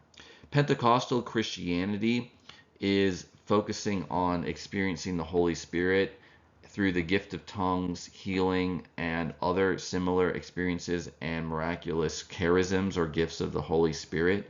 So they emphasize the worshipers' direct, immediate experience and contact with the Holy Spirit of God. It's spreading throughout the world, especially in Africa and Latin America and elsewhere. Hindu nationalism has had a big revival in India in the 20th century. This is a political form of Hinduism, often called Hindutva, which seeks to identify the Indian nation and Indian citizenship with Hindu identity. Buddhist nationalism has seen a revival in Sri Lanka and Burma, in part with a Buddhist majority having a civil and military conflict against minorities in each country, mainly against Hindu minority in Sri Lanka and against a Muslim Rohingya minority in Burma. And then you can also look at various forms of Orthodox Judaism having a revival in the modern nation state of Israel and elsewhere. In part, this revival is due to the fact, like in Judaism, for example, Orthodox Jews don't practice birth control. They tend to have much larger families. And so just through demographics, that's one of the ways that these traditional or fundamentalist forms of religion can spread. Fundamentalism, as mentioned, is a modern religious movement seeking to return to the perceived, pure, or original form of the religion, and which generally advocates strenuous devotion. So they tend to be very strict, very disciplined, encouraging intensity of belief and practice. There are fundamentalist forms of many, if not all, of the world's major religions, including Islam, Christianity, and Hinduism. There are various proposed reasons for secularization that have been proposed by scholars. One thing is that there's a kind of regrettable tendency in some of the social sciences, including religious studies, to focus overly on what you could call qualitative analysis, or analysis that leans heavily on qualitative observations, or analysis that's driven largely by theoretical frameworks and paradigms rather than empirical data. To a certain extent, these theories of secularization are testable empirically, such as using polling data or other social science data that tracks religious participation and how it correlates with other factors. But having said all that, let's discuss some of these five main theories of secularization. Number one, differentiation. Modern society has separated functions into specialist spheres that are separate from religion, such as politics, education, and the law, i.e., religion is no longer regarded as essentially connected to these fundamental forms of social life, politics, education, and the law, and thus religion becomes less necessary. Rationalization is a second theory of secularization, that modern science has disenchanted and demystified the world and also provided a compelling critique against traditional religious explanations, for example, of creation. Number three is pluralization, that exposure to diverse beliefs in modern society makes traditional beliefs seem implausible. Number four, individualization. Modern society gives the individual autonomy and freedom to believe, undermining religious authority. Number five, societalization, that religion flourishes at the level of the local community, like the village or the neighborhood, but is weakened in modern society with its development of national supernatural cultures, families and individuals splintering through movement, migration for work, etc. There's probably some truth to all these theories, but the way you would have to test them is by trying to do the hard work of gathering the empirical data and then analyzing it very carefully. The picture on the slide is the title page of a book called The Nuns by Ryan P. Burgay. It's about people who don't identify as any religion, hence they show up as none or no religion on surveys. And this is one of the most fast growing groups of religion, quote unquote, in the world. So there's a new generation of social science research trying to understand them. But in addition to the reality of secularization, which is still happening and even increasing in many societies, I mentioned the fall in religious participation in the United States even since the start of the COVID-19 pandemic in 2020, only 4 years ago at the time of this recording. There's also countervailing forces of sacralization. So first we're going to talk about some of the general social factors that can lead to sacralization of society. Number one, religions can thrive when they're allied with dominant power, such as the spread of Christianity from late antiquity to the early modern period, basically dating from the time when the Roman Empire stopped persecuting Christians and then the Emperor Constantine and later became Christian. But religions can also thrive, paradoxically, number two, when they resist dominant power. For example, before the Christian Empire converted to Christianity, the Roman Empire, the Romans were sporadically persecuting Christians, but Christianity actually thrived in this context. They got new energy, new converts, seemingly every time there was a new person martyred by the Roman government. Another example of this is the Catholic Church in Ireland, which was oppressed by the English for many centuries, but nevertheless thrived under that oppression. It became a symbol of Irish national identity and resistance to the English. It's only in recent decades, through secularization of Western society and other factors, counterculture, that have led to the decline of the Catholic Church. Another example, the Catholic Church in Poland, which in the 20th century was brutally suppressed by the communist regime there, and yet it became a kind of rallying point of resistance and Polish identity as well. Polish national identity, because the communist government of Poland was itself a kind of imperial subordinate to the Russian Union of Soviet Socialist Republics, or USSR. Number three, religions can also thrive in the midst of inter-ethnic conflict. For example, the conflict between Jews and Muslims in Israel-Palestine seems to have increased, at least in certain communities of Jews and Muslims, their religious fervor, generally for Orthodox Judaism or fundamentalist Islam, respectively. There are also personal causes for sacralization. We can see this in the New Age movement, which often emphasizes personal empowerment. This is connected to the very concept of magic, which is harnessing supernatural power for purposes of accomplishing personal goals rather than for worship. Now, to be clear, there's a fuzzy boundary between magic and worship, but worship tends to emphasize self-sacrifice for the sake of a god or other spiritual power or sacred reality, and magic tends to emphasize personal control, personal empowerment that's achieved through the ritual. We can also see this personal side, personal empowerment side of sacralization in the popularity of magical and other methods of divination and healing. That's part of the New Age. Tarot cards, crystals, astrology, Reiki, energy work, etc. This is a very individualistic kind of spirituality that has thrived in modern Western culture. The earliest precursors of it are the New Thought and Theosophy movements from the 19th century, but then continuing into 20th century New Age, etc.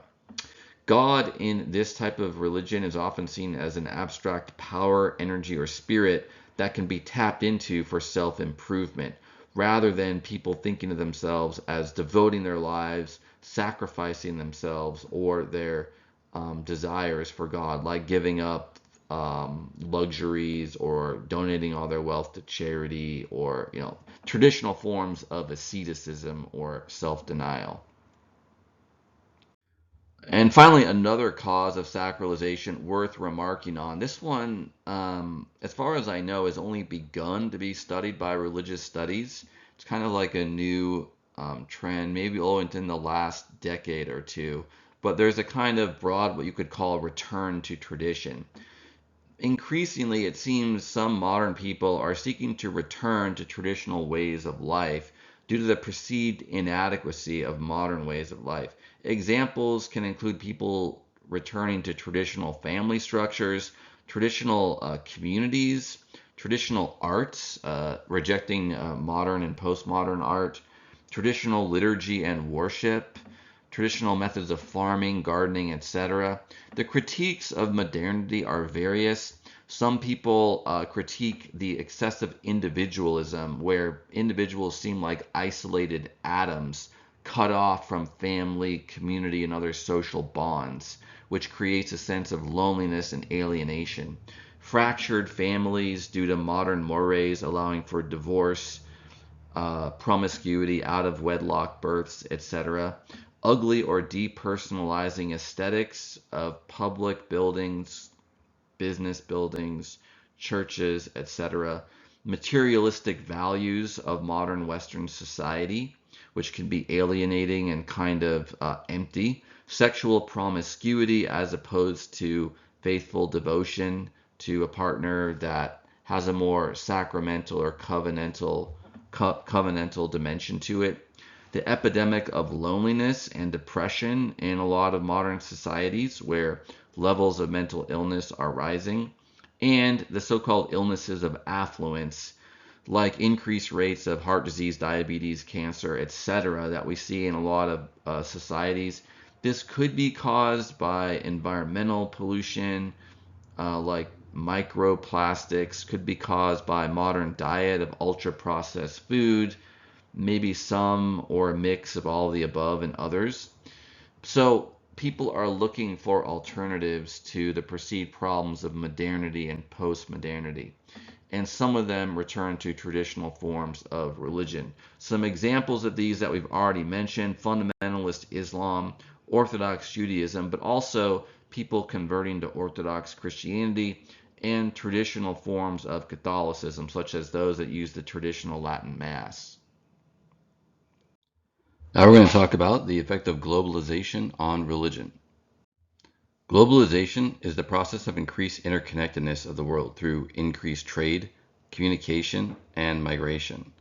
Globalization, on the one hand, has disrupted religion by disrupting traditional cultures and social structures, but it's also enabled religion to spread. A couple of examples: Islamism has spread through social media and modern communication networks. Globalization also makes it easier for missionaries to travel to other nations. The internet, you could say, enables secularization and cultural pluralism to spread, but it also enables religious messaging and communities to spread as well. Despite the increased interconnectedness around the world from trade and communication, we can still see some major differences between different nations and different places. There's also a kind of lesser micro trend since the COVID-19 pandemic of decreased interconnectedness of certain economies, partially because of disruptions from manufacturing, shipping, and distribution, partly because of political matters, such as Russia's invasion of Ukraine, leading to them being less interconnected with global finance. You can also see the People's Republic of China as well, creating its own kind of financial sphere to a certain degree independent of the US economy and dollar denominated currencies. This is not an absolute, it's a matter of degree. But the point is, we don't just assume that globalization is always going to continue at the same pace. But another pervasive difference is between the so-called global north and the global south. The global north refers to countries that are more developed, and they tend to be concentrated in the northern hemisphere, not completely, but Europe, North America, and East Asia, like China, South Korea, Japan, Taiwan. The global south tends to be concentrated closer to the equator: Africa, Southwest, South, and Southeast Asia, and Latin America. And because the global south is less economically developed in general, with some exceptions, than the global north, and because economic development correlates with other social facts, the global south tends to be more conservative and traditional. So if you go among Catholics and other Christians in sub-Saharan Africa, on average, they are more traditional, more conservative than Christians in Europe or North America. An example of this specifically in the Anglican Communion: there's an increasing number of Anglicans in the global south, such as in sub-Saharan Africa, rather than in England or North America. And the Anglicans in Africa are mostly opposed to the ordination of women. They're opposed to the church approving of homosexuality, redefining marriage to include same-sex unions, etc. So there's this kind of dynamic that plays out in the politics of some denominations, but also just global cultural differences. And it's kind of interesting because a lot of the people in the West who tend to be more liberal or progressive in a way, they think of their ideology as being mainly anti-colonial, and it is in a lot of ways. But there's this odd tendency of Western progressives to be somewhat blind to them imposing their progressive values on other parts of the world that tend to be less economically developed. So this is very controversial, and people can disagree the extent to which this happens, but it does seem to happen to at least a certain degree, that there's this weird kind of progressive quasi-imperialism or quasi-colonialism dynamic that can happen, as for example seen in the Anglican Communion, also in the Catholic Church. So the current Pope Francis and many of the bishops in Europe or North America tend to be more progressive, whereas those in sub-Saharan Africa as a whole tend to be more traditional. So Pope Francis recently created a document, Fiducia Supplicans, or was created for him by the Dicastery for the Doctrine of the Faith, and this permitted priests to bless same-sex couples, and this was so roundly rejected by most of the clergy in the Catholic Church in Africa that the Pope permitted African clergy to ignore that document. So you can see some of these dynamics play out. Other examples of this include diasporas. These are like another aspect of globalization when you have members of one religion, such as Judaism, Islam, Sikhism, or Hinduism, migrating from their homeland to other parts of the world, like Hindu diaspora, Muslim diaspora in Western countries. They can bring their values to other nations. So there's a sense in which, even though, for example, Europe as a whole is becoming more progressive, the Muslims in Europe as a whole tend to be more traditional and more conservative. So there's these sort of complex interdynamics we see in different parts of the world based on different amounts of development and also due to migration. Some data about today's world religions. Christianity is the largest religion with about 32.29% of the world's population, and the total number of Christians being 2,229,951,000. Muslims make up about 22.9% of the world's population. They have a faster annual growth rate than Christianity, 1.9%, as opposed to Christianity's 1.2%. And so it's possible that sometime in the future, Islam could overtake Christianity, although do note that growth rates are not static. They can change year over year as well. In terms of growth rates as well, a growth rate of over 1.2% means that the population, the percentage of the world's population that belongs to that religion is growing, because 1.2% is faster than the world's population growth rate. And the world's population growth rate will also be declining because of declining birth rates overall. And so that fact can change as well, like how high of an annual growth rate a religion needs to have in order to be displacing others in terms of the percentage of world population it constitutes. The third largest religion is Hinduism, with 12.88% of the world's population, or just under a billion people. Some of these numbers are a little bit out of date. Some of these are a few years old. Hinduism might be over a billion now, but the point is, it is pretty significantly less of the world's population than Christianity or Islam. So it's kind of like a drop off there.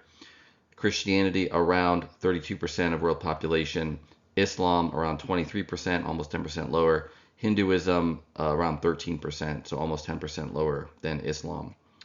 And then Buddhism is fairly large with almost 7% of the world's population, but after that, after Hinduism, there's basically a large drop off. The next largest category after Hinduism is actually non-religious, who make up about 13.58% of the world's population. The data on this slide shows a small annual growth rate lower than the world's population, 0.7%. That surprises me somewhat, because non-religious, at least in the United States, is one of the fastest growing categories, but there's dynamics with regards to worldwide. So for example, there's still parts of sub-Saharan Africa where people are converting to Islam and Christianity. So that could be why worldwide non-religious is shrinking. I'm not exactly sure, but just throwing that out there. Buddhism is less than half just over half of the percent population of Hinduism at almost 7%. Um, and Buddhism has a 1.3% annual growth rate, at least as of the time of this data was taken. So that's slightly faster than the growth of the world population as a whole. I'm not really sure it's possible that Buddhism is growing slightly just due to demographics of Buddhist countries, which tend to be somewhat traditional, like in Burma and Thailand. But I think that's also due to evangelization or spread of Buddhism to Western countries through missionary activity. And then after Buddhism, you have just basically a bunch of smaller religions. Sikhism, 0.35% of the world's population, so less than 1%. Judaism, only 0.21%, and Baha'i, 0.09%. And then there's a lot of other smaller religions as well that take up the balance. By the way, the Chinese religions is a reference to a mixture of Taoism and Chinese folk religion. There's a concept of jihad versus McWorld that was coined by Benjamin Barber in the 1990s. McWorld is a reference to globalization, so it's using the worldwide presence of McDonald's as an example. Nowadays, we might also use other global corporations that are ubiquitous, like Apple, Microsoft, Meta or Facebook, X or Twitter, TikTok, etc. Some of those are technically not corporations, but the names of products, but you get the idea. Jihad is a reference of Barber to the persistence of local traditional fundamentalist resistance to globalization, using violent Islamism as an example. But we can see other versions of this resistance to globalization. For example, the return to tradition movement that you find in a small segment of contemporary Western societies. The forces of globalization and of jihad or reaction, in a way, can mutually reinforce each other, but it's simplistic to say that, oh, they're just going to balance out or they're going to continue to both increase. I don't think we really know, but this is a kind of dynamic system. So the relations between these factors and others can change over time.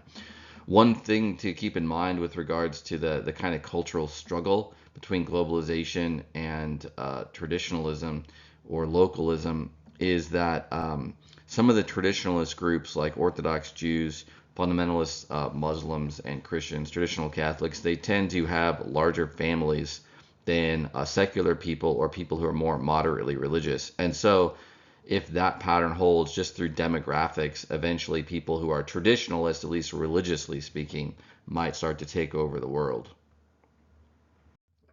There's also the concept of clash of civilizations. This was proposed by the political scientist Samuel Huntington. It's the view that globalization would lead to conflict between the world's main civilizations. He was mainly thinking of Islam and the West over their disagreements in fundamental values. For example, West, especially liberals and progressives in the West, but those are the strongest elements, they value individual liberty, equality, tolerance for diversity of religion, and race and ethnicity and so on, whereas those are not the main values in fundamentalist Islam. In addition to the religious-based clash between Islamists and the West, there's also now an anti-Western bloc formed by Russia, Iran, and China, and their allies, which are basically the anti-United States bloc. The United States has various sort of like allies, you could say, or allied regimes. I'm trying to be politically neutral here in Europe and other parts of the world. And the thing about this new rivalry between the Western Bloc and this anti-Western Bloc is it's less rooted in religious ideology. Russia does support Orthodox Christianity, but it seems like Putin, who's the current president of Russia as of the time of this recording, is mainly interested in Orthodoxy due to its connection to the Russian nation. I don't really know his motives. I haven't looked into Putin's soul, but the point is, the Russian government appears to be mainly nationalistic and supporting Orthodox Christianity as kind of like a facet of Russian identity. Whereas in Iran, at least with the revolution back in the 1970s that put the current theocratic government into power and founded the Islamic Republic, their main motivation was religious, supporting their sect of Shia Islam. So you'll notice that they're part of the same political bloc, Russia and Iran. They both, to a degree, both those regimes to a degree, support traditional forms of religion, but they have different religions. So it's not like they're all just one Muslim or one Orthodox Christian bloc that is opposed to the West.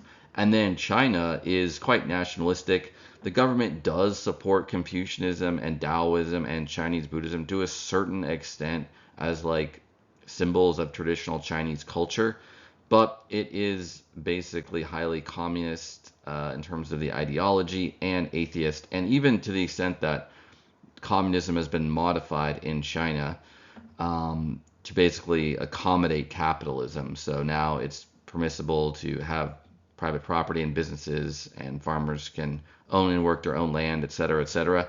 So in a way, it's a very capitalist society, albeit state-directed capitalism.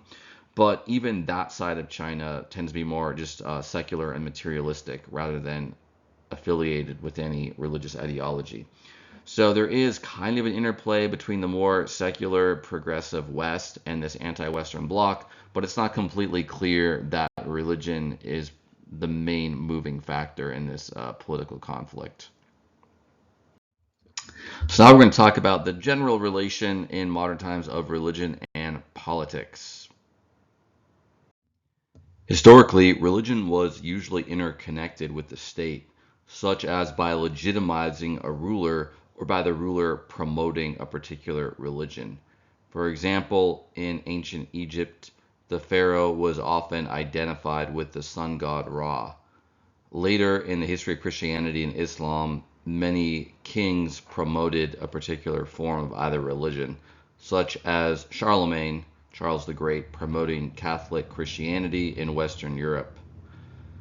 In the early modern period, starting in the 1600s in the Netherlands and England, the modern ideology of political liberalism began to form, which advocated for increased liberty for individuals, including the liberty to choose their own religion. There is a spectrum of views about the proper relation between church and state among political liberals, in the broad sense of liberal. But two ends of the spectrum are disestablishmentarianism on the one hand and laicite on the other.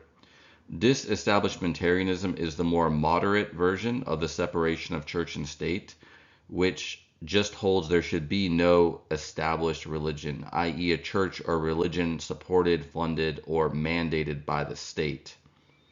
This is the case with a lot of the Anglophone nation, English speaking, that are derived from the English versions of political liberalism, which mainly were opposed to the Church of England being a Christian church promoted by the government of England, and various other sects of Protestant Christianity being relegated to dissenter status.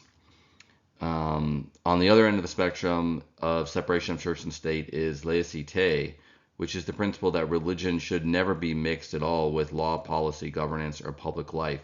That's a more common view in the nation of France, in part historically based on the more radical suppression of Christianity and Catholicism during the French Revolution period. Now, in terms of the English language context, it's definitely the case that the Catholic Church in England was suppressed and more or less wiped out by the Protestant Church of England supporting governments after Henry VIII. But at the same time, there was more toleration given to other sects of Protestant Christianity, at least as a matter of degree. And eventually in England, there was established perfect freedom of religion. There is still an established church in in England today, the Church of England, but practically speaking, there's complete religious toleration, and the Church of England is becoming increasingly vestigial. Fewer and fewer English people are actually members or participate in any significant way. With laicite, there's meant to be more of a complete hermetic sealing off of religion from public life. Like in modern France, for example, it's illegal for Muslim women to wear hijab when they go to public schools, or for Christians to wear crosses for that matter. That's a more radical form of banning religious displays from public life versus just the more traditional classical liberal form, you might say, or limited form of separation that prioritizes individual liberty and just says the government can't promote one church or religion or another. You can see from the map on the slide that there are still some modern countries that have state religions, but the actual status of the religion varies a lot. So, for example, in many of the nations that support Islam, um, like Iran, there can even be punishment for blasphemy against Islam. There can be legal penalties for Muslims who convert away from Islam to Christianity or lose the faith or do something else that's considered heretical or blasphemous. In other countries, like in England and in Denmark, there's an established church, but de facto there's religious freedom. So there's a church that's supported by the state through historical reasons. The Church of England in England, the Lutheran Church in Denmark, but it's not one that's mandated in any way, and there's no real punishment for someone leaving the faith. You can also see there's a few nations that support Buddhism, like Burma and Sri Lanka. Thailand is not technically classified as a nation that establishes Buddhism, but de facto there's a huge connection between the government and Buddhism because the King of Thailand is a traditional protector and promoter of Buddhism. Political liberalism in the broad sense is also worth talking about. This is a modern political ideology that emerges in the 16 and 1700s in Western Europe. It's more or less pervasive now in the West and many other developed nations as well. Modern parties that identify as progressive on the one hand or on the left on the one hand, or conservative or on the right on the other, both in the United States, the United Kingdom, and many other parts of the world, they're actually just branches of political liberalism. So there's a diversity of ideology within political liberalism in the broad sense, from progressive to conservative, but a lot of these people have similar basic assumptions, such as individual rights, the idea of freedom of speech, freedom of religion. Now, there can be different emphases on different amounts of freedom or how to balance freedom and equality, but that's sort of within the broader side or camp of political liberalism. So the whole principle of separation of religion and politics really comes from political liberalism, which develops mainly in England, the Netherlands, and to a certain extent in France in the 17th and 18th centuries. The French version developed more in the 18th century under the influence of English political philosophy of the 17th and earlier 18th century. But liberalism says the purpose of the state is to support individual rights, not to promote a particular conception of the good. So what is the life that people should be living? And that includes religious conceptions. So political liberals are generally against the establishment of a religion. They're for the separation of church and state. They'd also be for freedom of speech, freedom of assembly, and other freedoms too, at least to certain degrees.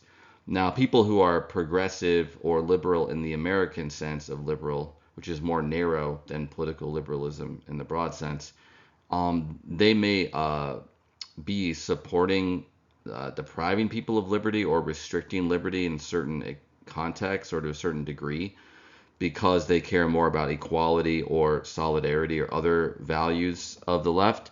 But it's more of a matter of degree. Political liberals in general would still support not having a state religion for the most part. So this kind of leads to the question of what is the relation between religion and politics in general.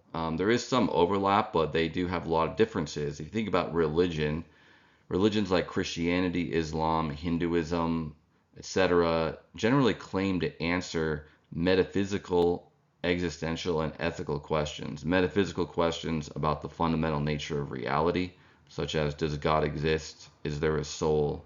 Is there an afterlife? Existential questions, which you could say are about how people can find meaning in their life, in the universe, in their relations with other people in society, etc. And ethical questions about, for example, what is the right and wrong thing to do? What does a good human life look like? Religion tends to posit eternal values and binding values that help interpret the universe's purpose and origin. So people are bound by the truths revealed through religion. Religion provides principles, morals, and laws to guide the conduct and lives of people, like the Ten Commandments in Christianity, the whole of the Mosaic Law in Judaism, the Dharma Shastras in Hinduism, Sharia law in Islam, etc. And religion does not always respond to the particular exigencies of modern life, because religions tend to have evolved in a particular historical era, but moreover, just the notion that they contain truths that are eternal, truths that will not be overturned by later political ideologies or intellectual or cultural trends. Politics tends to not offer a comprehensive worldview. Political parties and even political ideologies don't try to answer all metaphysical, existential, ethical, or spiritual questions. They tend to have more immediate, this worldly concerns. But political ideologies, policies, and politicians can be evaluated morally. That's one of the ways that religion can intersect with politics. There are also some political ideologies like integralism, which argues that the church should be integrated with the state, modern Islamism, which argues for Muslim government supporting Islam and being guided by Sharia and other traditional Islamic principles. There are religious political ideologies, but many of the political ideologies, like Marxism or socialism or Burkean conservatism, etc., they're not essentially religious in their worldview, but they can be evaluated using moral principles from religion. Now we're going to talk about the relation between religion and politics and Judaism, Christianity, and Islam. Ancient Judaism provided a legal system for the Jews and legitimized some of the ancient rulers of the Jews, the ancient kings in the line of David. Modern Israel is officially secular. It's the nation state established largely by Jews from the diaspora, mostly Ashkenazi Jews that had previously lived in Europe, established in the 1940s after the end of World War II. But the majority of the population is Jewish ethnically and religiously. So there's different actual views about the modern nation state of Israel among religious Jews, especially Orthodox Jews. The Gush Emunim, or Block of the Faithful, do believe that Jews have a God-given right to the land of Israel and Palestine. So they support the ideology known as Zionism, which was the original movement that argued Jews should create a modern nation state as their homeland. And this was in large part due to Jews having been persecuted by various Christian and Muslim regimes that they had lived under for over 1,000 years, almost 2,000 years since the Romans crushed the Jews in their homeland in Judea, destroyed Jerusalem and the temple, and forced many of them into exile. That was in the first and second centuries AD. So, and modern Jews had experienced pogroms in Russia and other parts of Eastern Europe, and a long history of intermittent but still serious persecution under different Christian regimes in the West. So the Gush Emunim, though, are not actually the majority of Orthodox Jews. Many Orthodox Jews actually are anti-Zionist. They think it's sort of taking the prerogative of God, so that if Israel should be reestablished, that it should be under God's direction, not under the direction of humans. The Neturei Karta are an example. Their name means guardians of a city. They see the modern nation state of Israel as a sacrilegious human trespass of a divine prerogative that established the biblical kingdom of Israel in ancient times.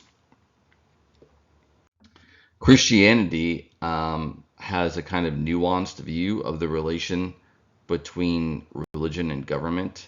Jesus had said, quote, give to Caesar what is Caesar and to God what is God's, unquote. That's Matthew chapter 22, verse 21. So, I mean, there's different interpretations of that, but it's often interpreted as acknowledging a certain sphere of authority for secular or even non-Christian powers that Christians should accept and obey, even though they also obey the divine authority.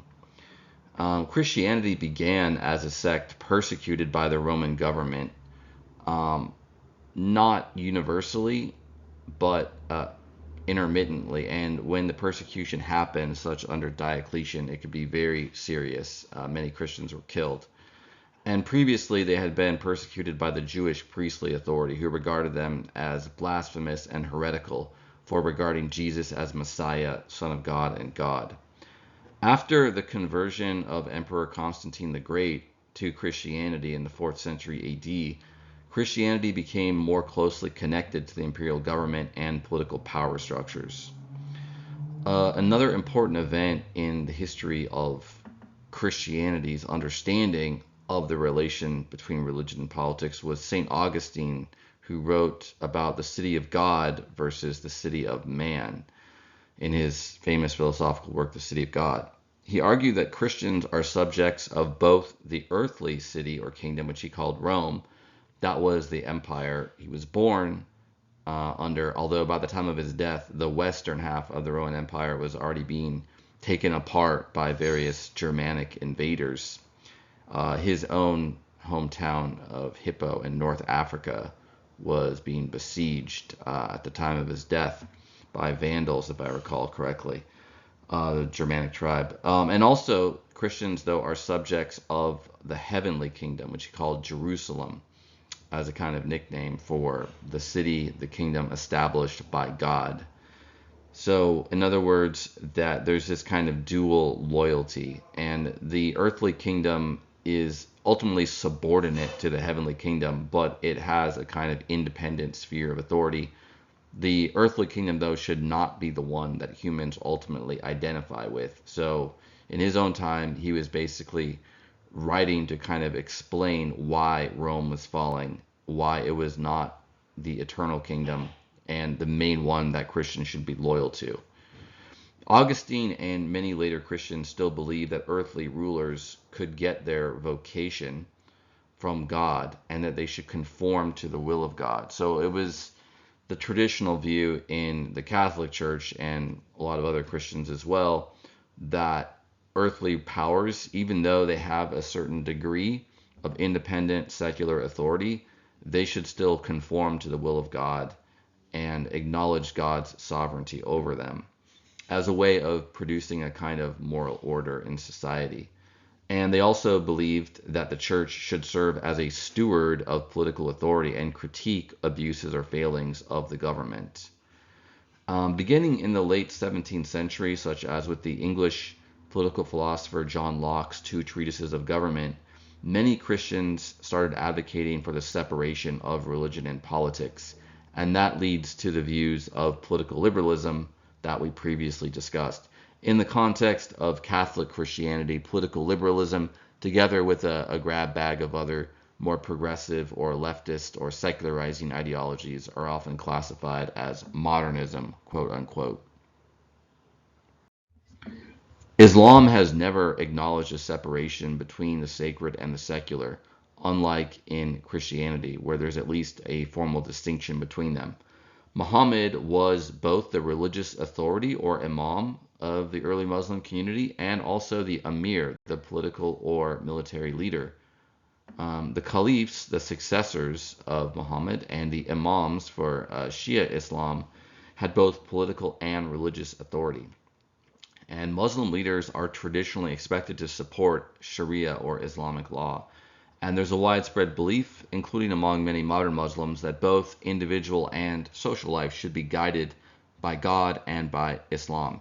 You can see this way of thinking in the Islamic Revolution in Iran in the 1970s, which established the Islamic Republic that is still the regime in Iran today. Ayatollah Khomeini was definitely one who supported the integration of Islam with the politics and governance of a nation. So there are many other examples of religion and politics from the modern era. In the United Kingdom, there is an established church, the Church of England, as mentioned, but the society is largely secular. So the established church is more something nominally supported by the state, not enforced on anyone. So it's still quite a politically liberal society with de facto religious liberty. In France, the government seized a lot of church property in the French Revolution. For example, the government owns Notre Dame Cathedral in Paris, and they are the ones that have the traditional political principle of laïcité. That means laicism or laicizing, secularizing society. So it's the strict separation of politics and religion. I already mentioned the ban against wearing burqas or other religious symbols for Muslim or Christian people when they're in public schools or other public places. In the United States, the early Puritans, who were dissenters against the established church, the Church of England, that's one of the main reasons why they migrated to the New World. They sort of created their own established church in their colonies in New England, but there was a kind of general principle that developed of religious toleration in the early English colonies, partially because they had such a diversity of different Protestant sects and even some Catholics in the colony of Maryland, named after the Virgin Mary and also after Queen Mary, but who the Catholics wanted to go to the New World because they were being oppressed in England as well, just like the dissenting Protestants. But that ultimately led to the principle of religious liberty and the Constitution guaranteeing religious liberty and the general principle of separation of church and state. Although there have been many periods in which religiously influenced political movements had some political power. In the 1980s, there was the moral majority, and in the 1990s, the Christian Coalition. They attempted to influence politics. To a large extent, you could say they've not been successful. So, for example, a lot of these groups opposed gay rights, gay marriage, and there's definitely been much more acceptance of homosexuality, same-sex unions, transgender, etc. since the 1980s. But they did have at least one political success with the Supreme Court overturning the Roe v. Wade ruling, thus opening up the possibility for states to ban abortion, things like that. So that was maybe one like political success they had, but for the most part, these traditional Christian groups have had limited political influence in the United States. In the Soviet Union, which was a communist regime that ruled Russia and other parts of Eurasia, the communist government suppressed religion, Orthodox Christianity, Islam, and others. And this was also true of the various satellite states of the Eastern Bloc, like Poland, Hungary, Czechoslovakia, etc. That changed after the fall of communism starting in 1989.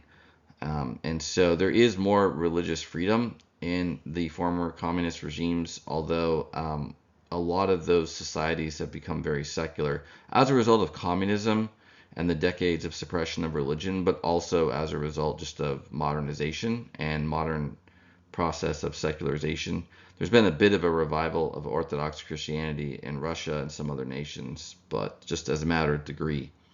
In Latin America, there was a radical group of Catholic clergy and lay people who supported liberation theology, which was an attempt to combine communist Marxist principles with Catholicism.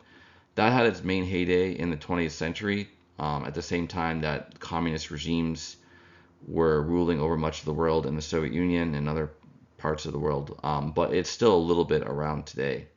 In India, there was the rise of Hindutva or Hindu nationalism in the 20th century, and now the BJP, the Hindu Nationalist Party, has been ruling India for some time, and they're quite politically popular both in India and among the Hindus in the diaspora outside of India. And so there's been this revival of a political form of Hinduism there. Pakistan separated from India. This was partition when India achieved independence from Great Britain in 1947. And Islam was part of Pakistani national identity since the beginning. The founders of Pakistan wanted to create a Muslim majority nation because they feared otherwise being dominated or discriminated against by the Hindu majority India. So it's just one example of an Asian or Middle Eastern regime that has an official status for Islam. In Myanmar, formerly known as Burma, many of the Buddhists there, it's a Buddhist majority population, and the Burmese ethnicity is often connected to the Buddhist religion. This is a very, very common phenomenon. In many nations, particular religion is often associated with the ethnic identity, like Orthodox Christianity for Russians, for example. But Burmese Buddhists supported, to a large extent, the government's violence against the Muslim Rohingya minority. In Sri Lanka, some Buddhist monks supported the government's war against their separatist Hindu minority, the Tamils, which had a terrorist organization, the Tamil Tigers. Those were defeated in the 21st century by the government military. But nevertheless, you can see this kind of continuing interaction between religion and politics and ethnic conflict in many nations, and national identity as well. In the People's Republic of China, the ideology established by the communists under Mao Zedong was atheist, because that's communism is an atheist and anti-religious ideology. They tend to regard religion as a tool to enable the capitalists to exploit the workers more effectively by giving them false hope for a better afterlife, etc. So that happened starting in 1949 when the communists took over China, but it accelerated during the Cultural Revolution in the 1960s when Mao was trying to eradicate every last vestige of non-communist traditional culture from China. So many Buddhist and Taoist and Confucian temples and scriptures and artifacts were destroyed in what was arguably a huge act of cultural vandalism, not only religious suppression. Since then, the government has changed its course. Some of the historical temples have been recreated, although largely as tourist attractions rather than actual religious sites.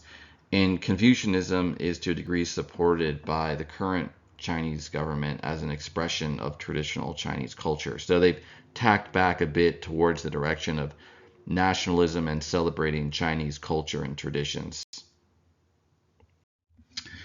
There is a long record of Islamist regimes in the 20th century. These were motivated by various anti-Western ideologies that saw Western culture, especially the more leftist or progressive wing of it, and secular Western values as being very harmful and destructive to traditional Muslim values. The Iranian Revolution happened in 1979. They removed the Shah or the king from power.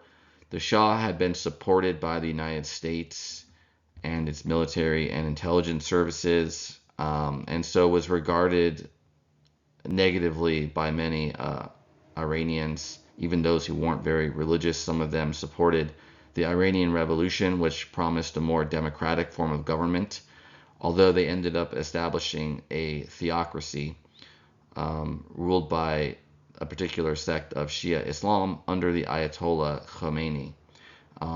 The Islamic Republic still controls Iran. They enforce religious morality, although through both formal and informal reports, it appears that increasing numbers of Iranians are becoming more secular, less religious, especially among the younger generations.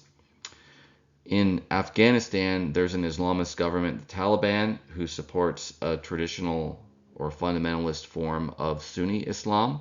The Taliban was originally targeted by the United States military, who fought a over decade-long war in Afghanistan, but they eventually lost. The Taliban won, kicked out the Americans, and established their Islamist government once more. Al-Qaeda is an Islamist terrorist group that famously perpetrated the 9/11 or September 11 attack in the year 2001 against the Twin Towers in New York, the United States. They were given hospitality by the Taliban and also by Pakistan, especially the intelligence services and some of the tribal people. And that was the reason why the United States invaded Afghanistan and tried to defeat the Taliban, although ultimately failed. The U.S. did kill a lot of the leaders of Al-Qaeda, but it's kind of an informal international network now too, so it still survives in altered form. There's also the Islamic State, ISIS or Daesh, which formerly ruled much territory in western Iraq and Syria before eventually falling into decline. They were able to they see themselves as reestablishing the traditional Muslim caliphate. They are a radical fundamentalist form of Sunni Islam who would often attack, kill, or enslave other Muslims of other sects, not just Christians and those of other religions too. They were able to spread and flourish in part because the region had been so destabilized after the U.S. invasion of Iraq and the Second Iraq War, but eventually U.S. and other forces mostly defeated them. And then another example of an Islamist regime is Boko Haram. They're allied with the Islamic State. They're based in Nigeria, but they're active in other West African nations, including Chad, Niger, and Cameroon. They've killed tens of thousands of people and displaced millions. So there's this very violent aspect of a lot of modern forms of political Islam. They're not all equally violent or terrorist organizations. So, for example, if you look at the nation of Iran, there is coercion involved in how the government promotes Islam. People have been arrested and abused by the government for not ostensibly following Muslim values, etc.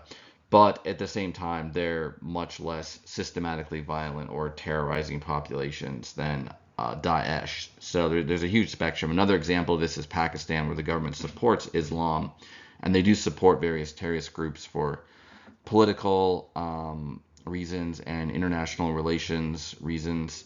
But at the same time, they don't have quite the same fundamentalist or extreme flares, you might say, that you would see with Al-Qaeda or Daesh. Now we're going to talk about the relation between women and religion in modern times. So, patriarchy can be defined as social dominance of men in a society. Historically speaking, almost all human societies have been patriarchal, and most religions developed in patriarchal societies and upheld patriarchal values.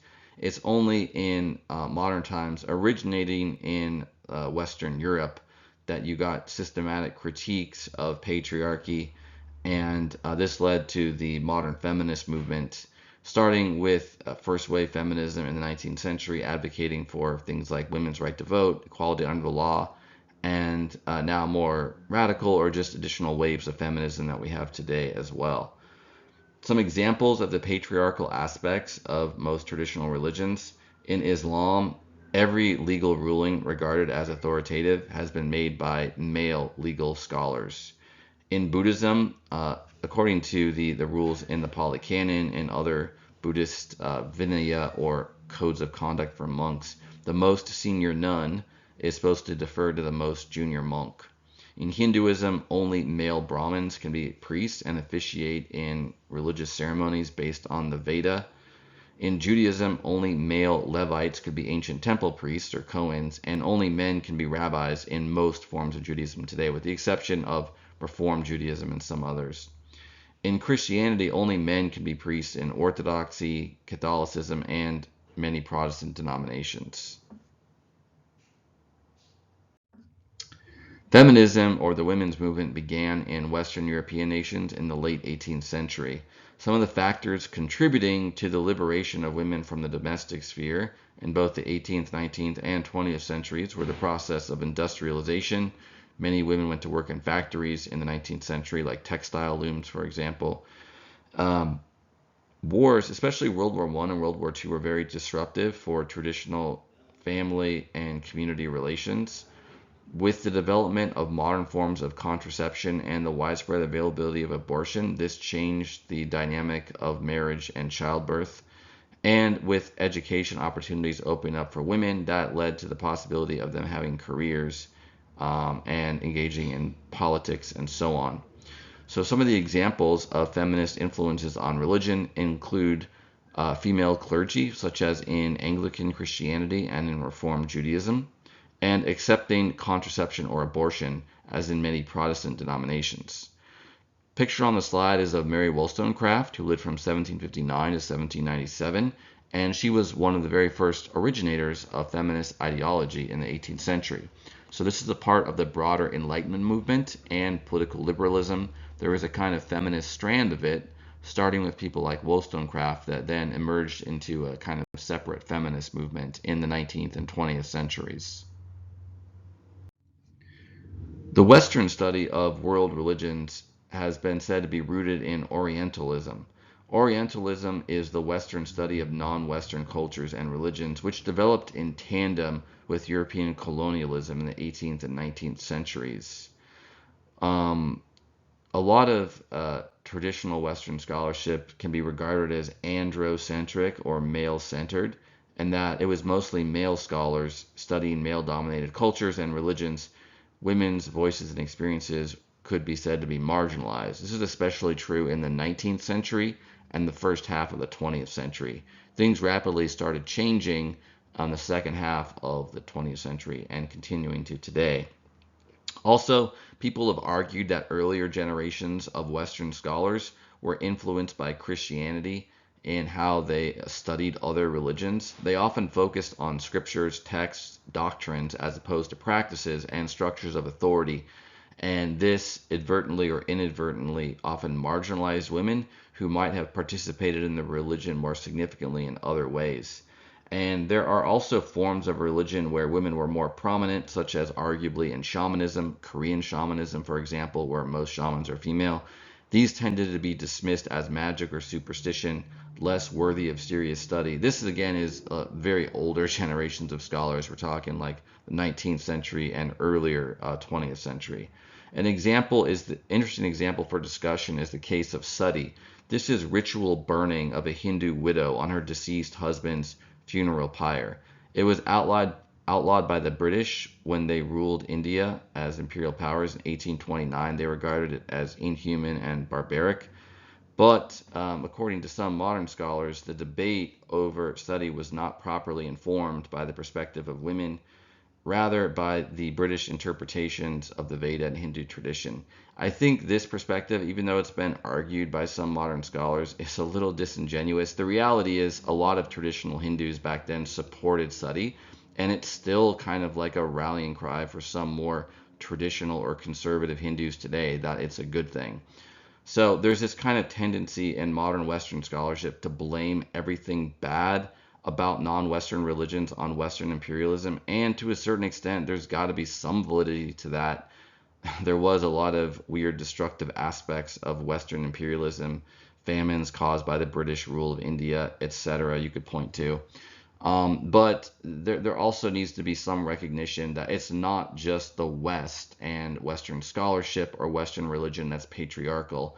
Basically, all or most of the world's religions have been highly patriarchal, including Hinduism.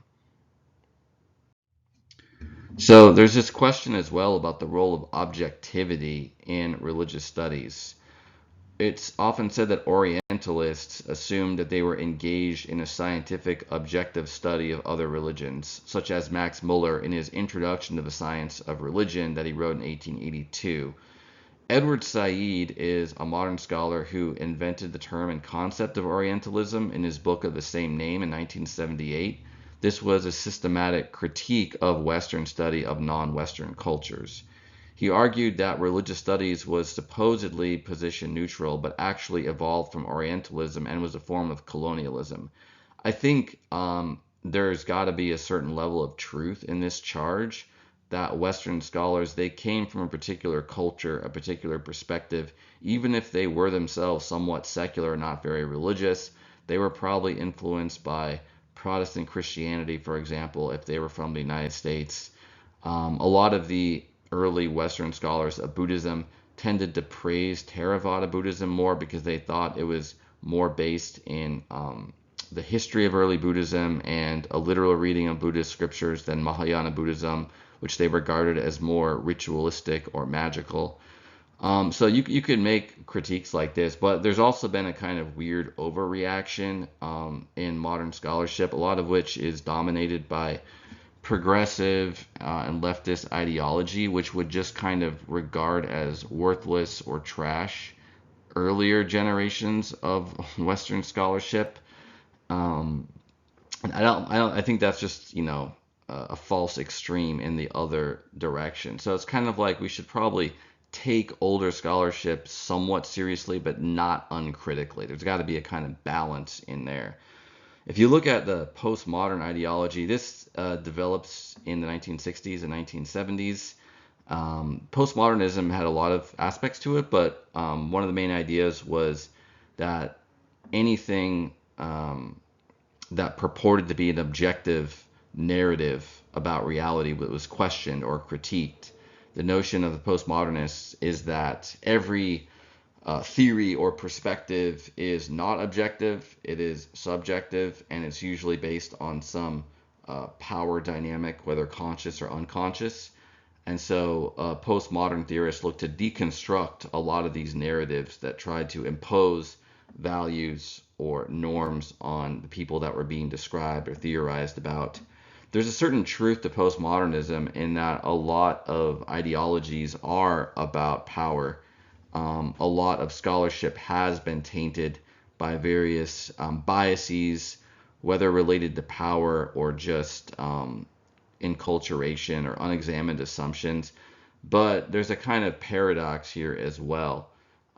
If you take postmodernism seriously, it should be able to deconstruct itself, because the postmodernists, I mean, they claim they can do a critique without themselves being subject to that critique, but it's a bit disingenuous. In other words, in order for postmodernism to be completely correct, we would have to accept their own narrative or meta-narrative as objective, which they themselves deny.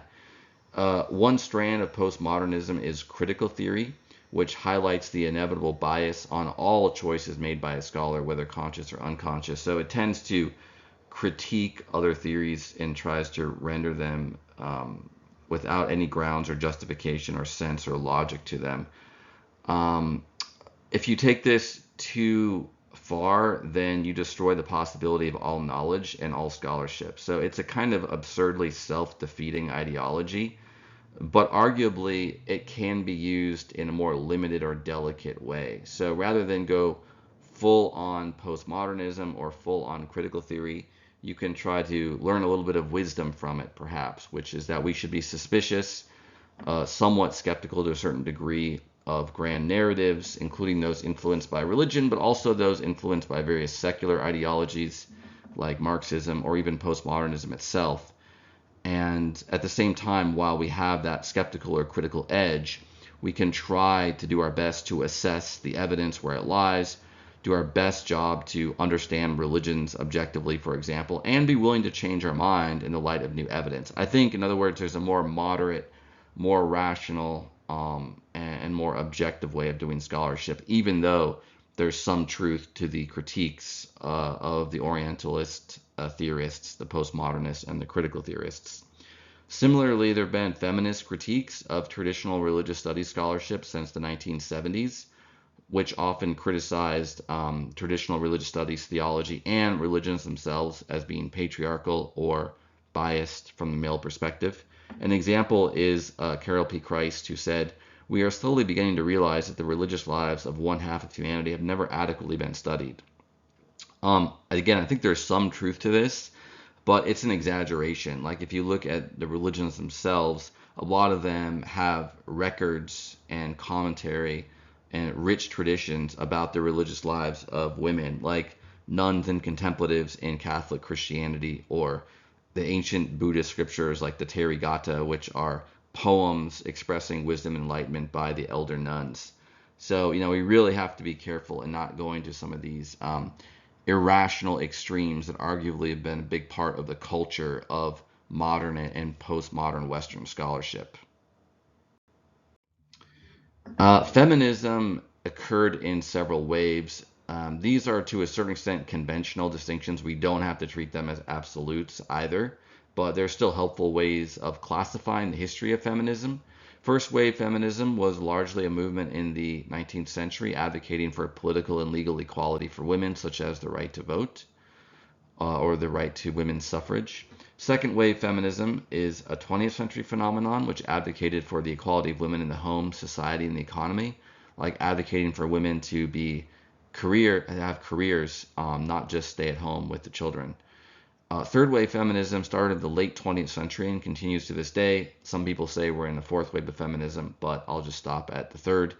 Um, the third wave feminism was more open to diverse perspectives, such as women of color and sex positive feminism. Earlier waves of feminism tended to look at sexual relations as often involving patriarchal exploitation of women. Third wave feminism is also influenced by postmodernism and critical theory. So this term gender critical, it has a different usage in recent years because of the transgender movement. Recently, gender critical feminism has come to mean those who oppose transgender rights and gender self-identification. But previously, gender critical just meant analyzing society through the lens of gender, including structures of oppression. So this is one of the main feminist theoretical lenses that have been applied to try to understand religions and their patriarchal structures. Feminist and gender critical approaches challenge what counts as a religion. They challenge the traditional methods of religious studies, the content that's studied, and the traditional religious narratives themselves. Traditionally, not many feminists were interested in studying religion, nor religious studies scholars, feminists, or gender critical. That really started to change in the 1970s and 80s. So I think by now we could say that feminism is the mainstream ideology of religious studies, also postmodernism to a large degree. Feminist studies started to be made of Christianity and Judaism, and then later in the 1980s and after, some non-Western religions as well. So there's also a distinction between revolutionary feminists and reformist feminists. Revolutionary feminists regard traditional religions as fundamentally patriarchal and therefore they should be abandoned. For example, they say the male imagery of the God of the Bible is beyond reform. An example of this is Mary Daly in her book Beyond God the Father from 1973. Rather, they often explore non-traditional, minority, or heretical sources such as new religious movements. An example of this is Carol P. Christ's book Rebirth of the Goddess from 1997. Reformist feminists, in contrast, argue that religion's message of liberation is more basic or fundamental to their message and can be used to critique patriarchy, in fact. So they might take examples of sayings of the Buddha, Jesus, Muhammad, or Guru Nanak from Sikhism that assigned greater rights to women. And they would focus on religious practice where women often played a significant role. Like, for example, in the early history of Christianity, where the Blessed Virgin Mary, Mary Magdalene, and many other women were some of the most important followers of Jesus. Although it started as an ideology of the left, recently there have also been leftist critiques of feminism. Feminism has been accused of championing the interest of white, Western, middle-class, educated, straight women at the expense of others. Some African American scholars have argued that feminists have been blind to the ways in which race and class shaped women's experience of oppression. And for that reason, some of these use the term womanist rather than feminist to differentiate themselves from other feminists. Many Muslim women associate feminism with Western values and norms opposed to those of Islam. This is another example of which leftist or progressive Western ideology can be viewed as an imperialistic or colonialist imposition on non-Western cultures. Some Muslim women, however, have argued for an Islamic form of feminism.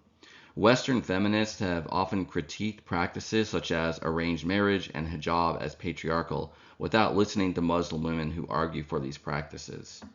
Gender studies is a field that analyzes gender identity and gendered representation.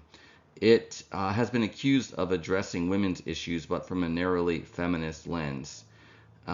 Ursula King is an example of a religious studies scholar who adopted a gender studies perspective. Gender studies, for example, would examine the construction of masculinity within religious traditions as well as the construction of femininity. So that's it for our summary of religion today, and that's also going to conclude this series of videos with an introduction to world religion. I have some other video series on Western and Asian religions on YouTube, but that's the end of this video, so bye for now.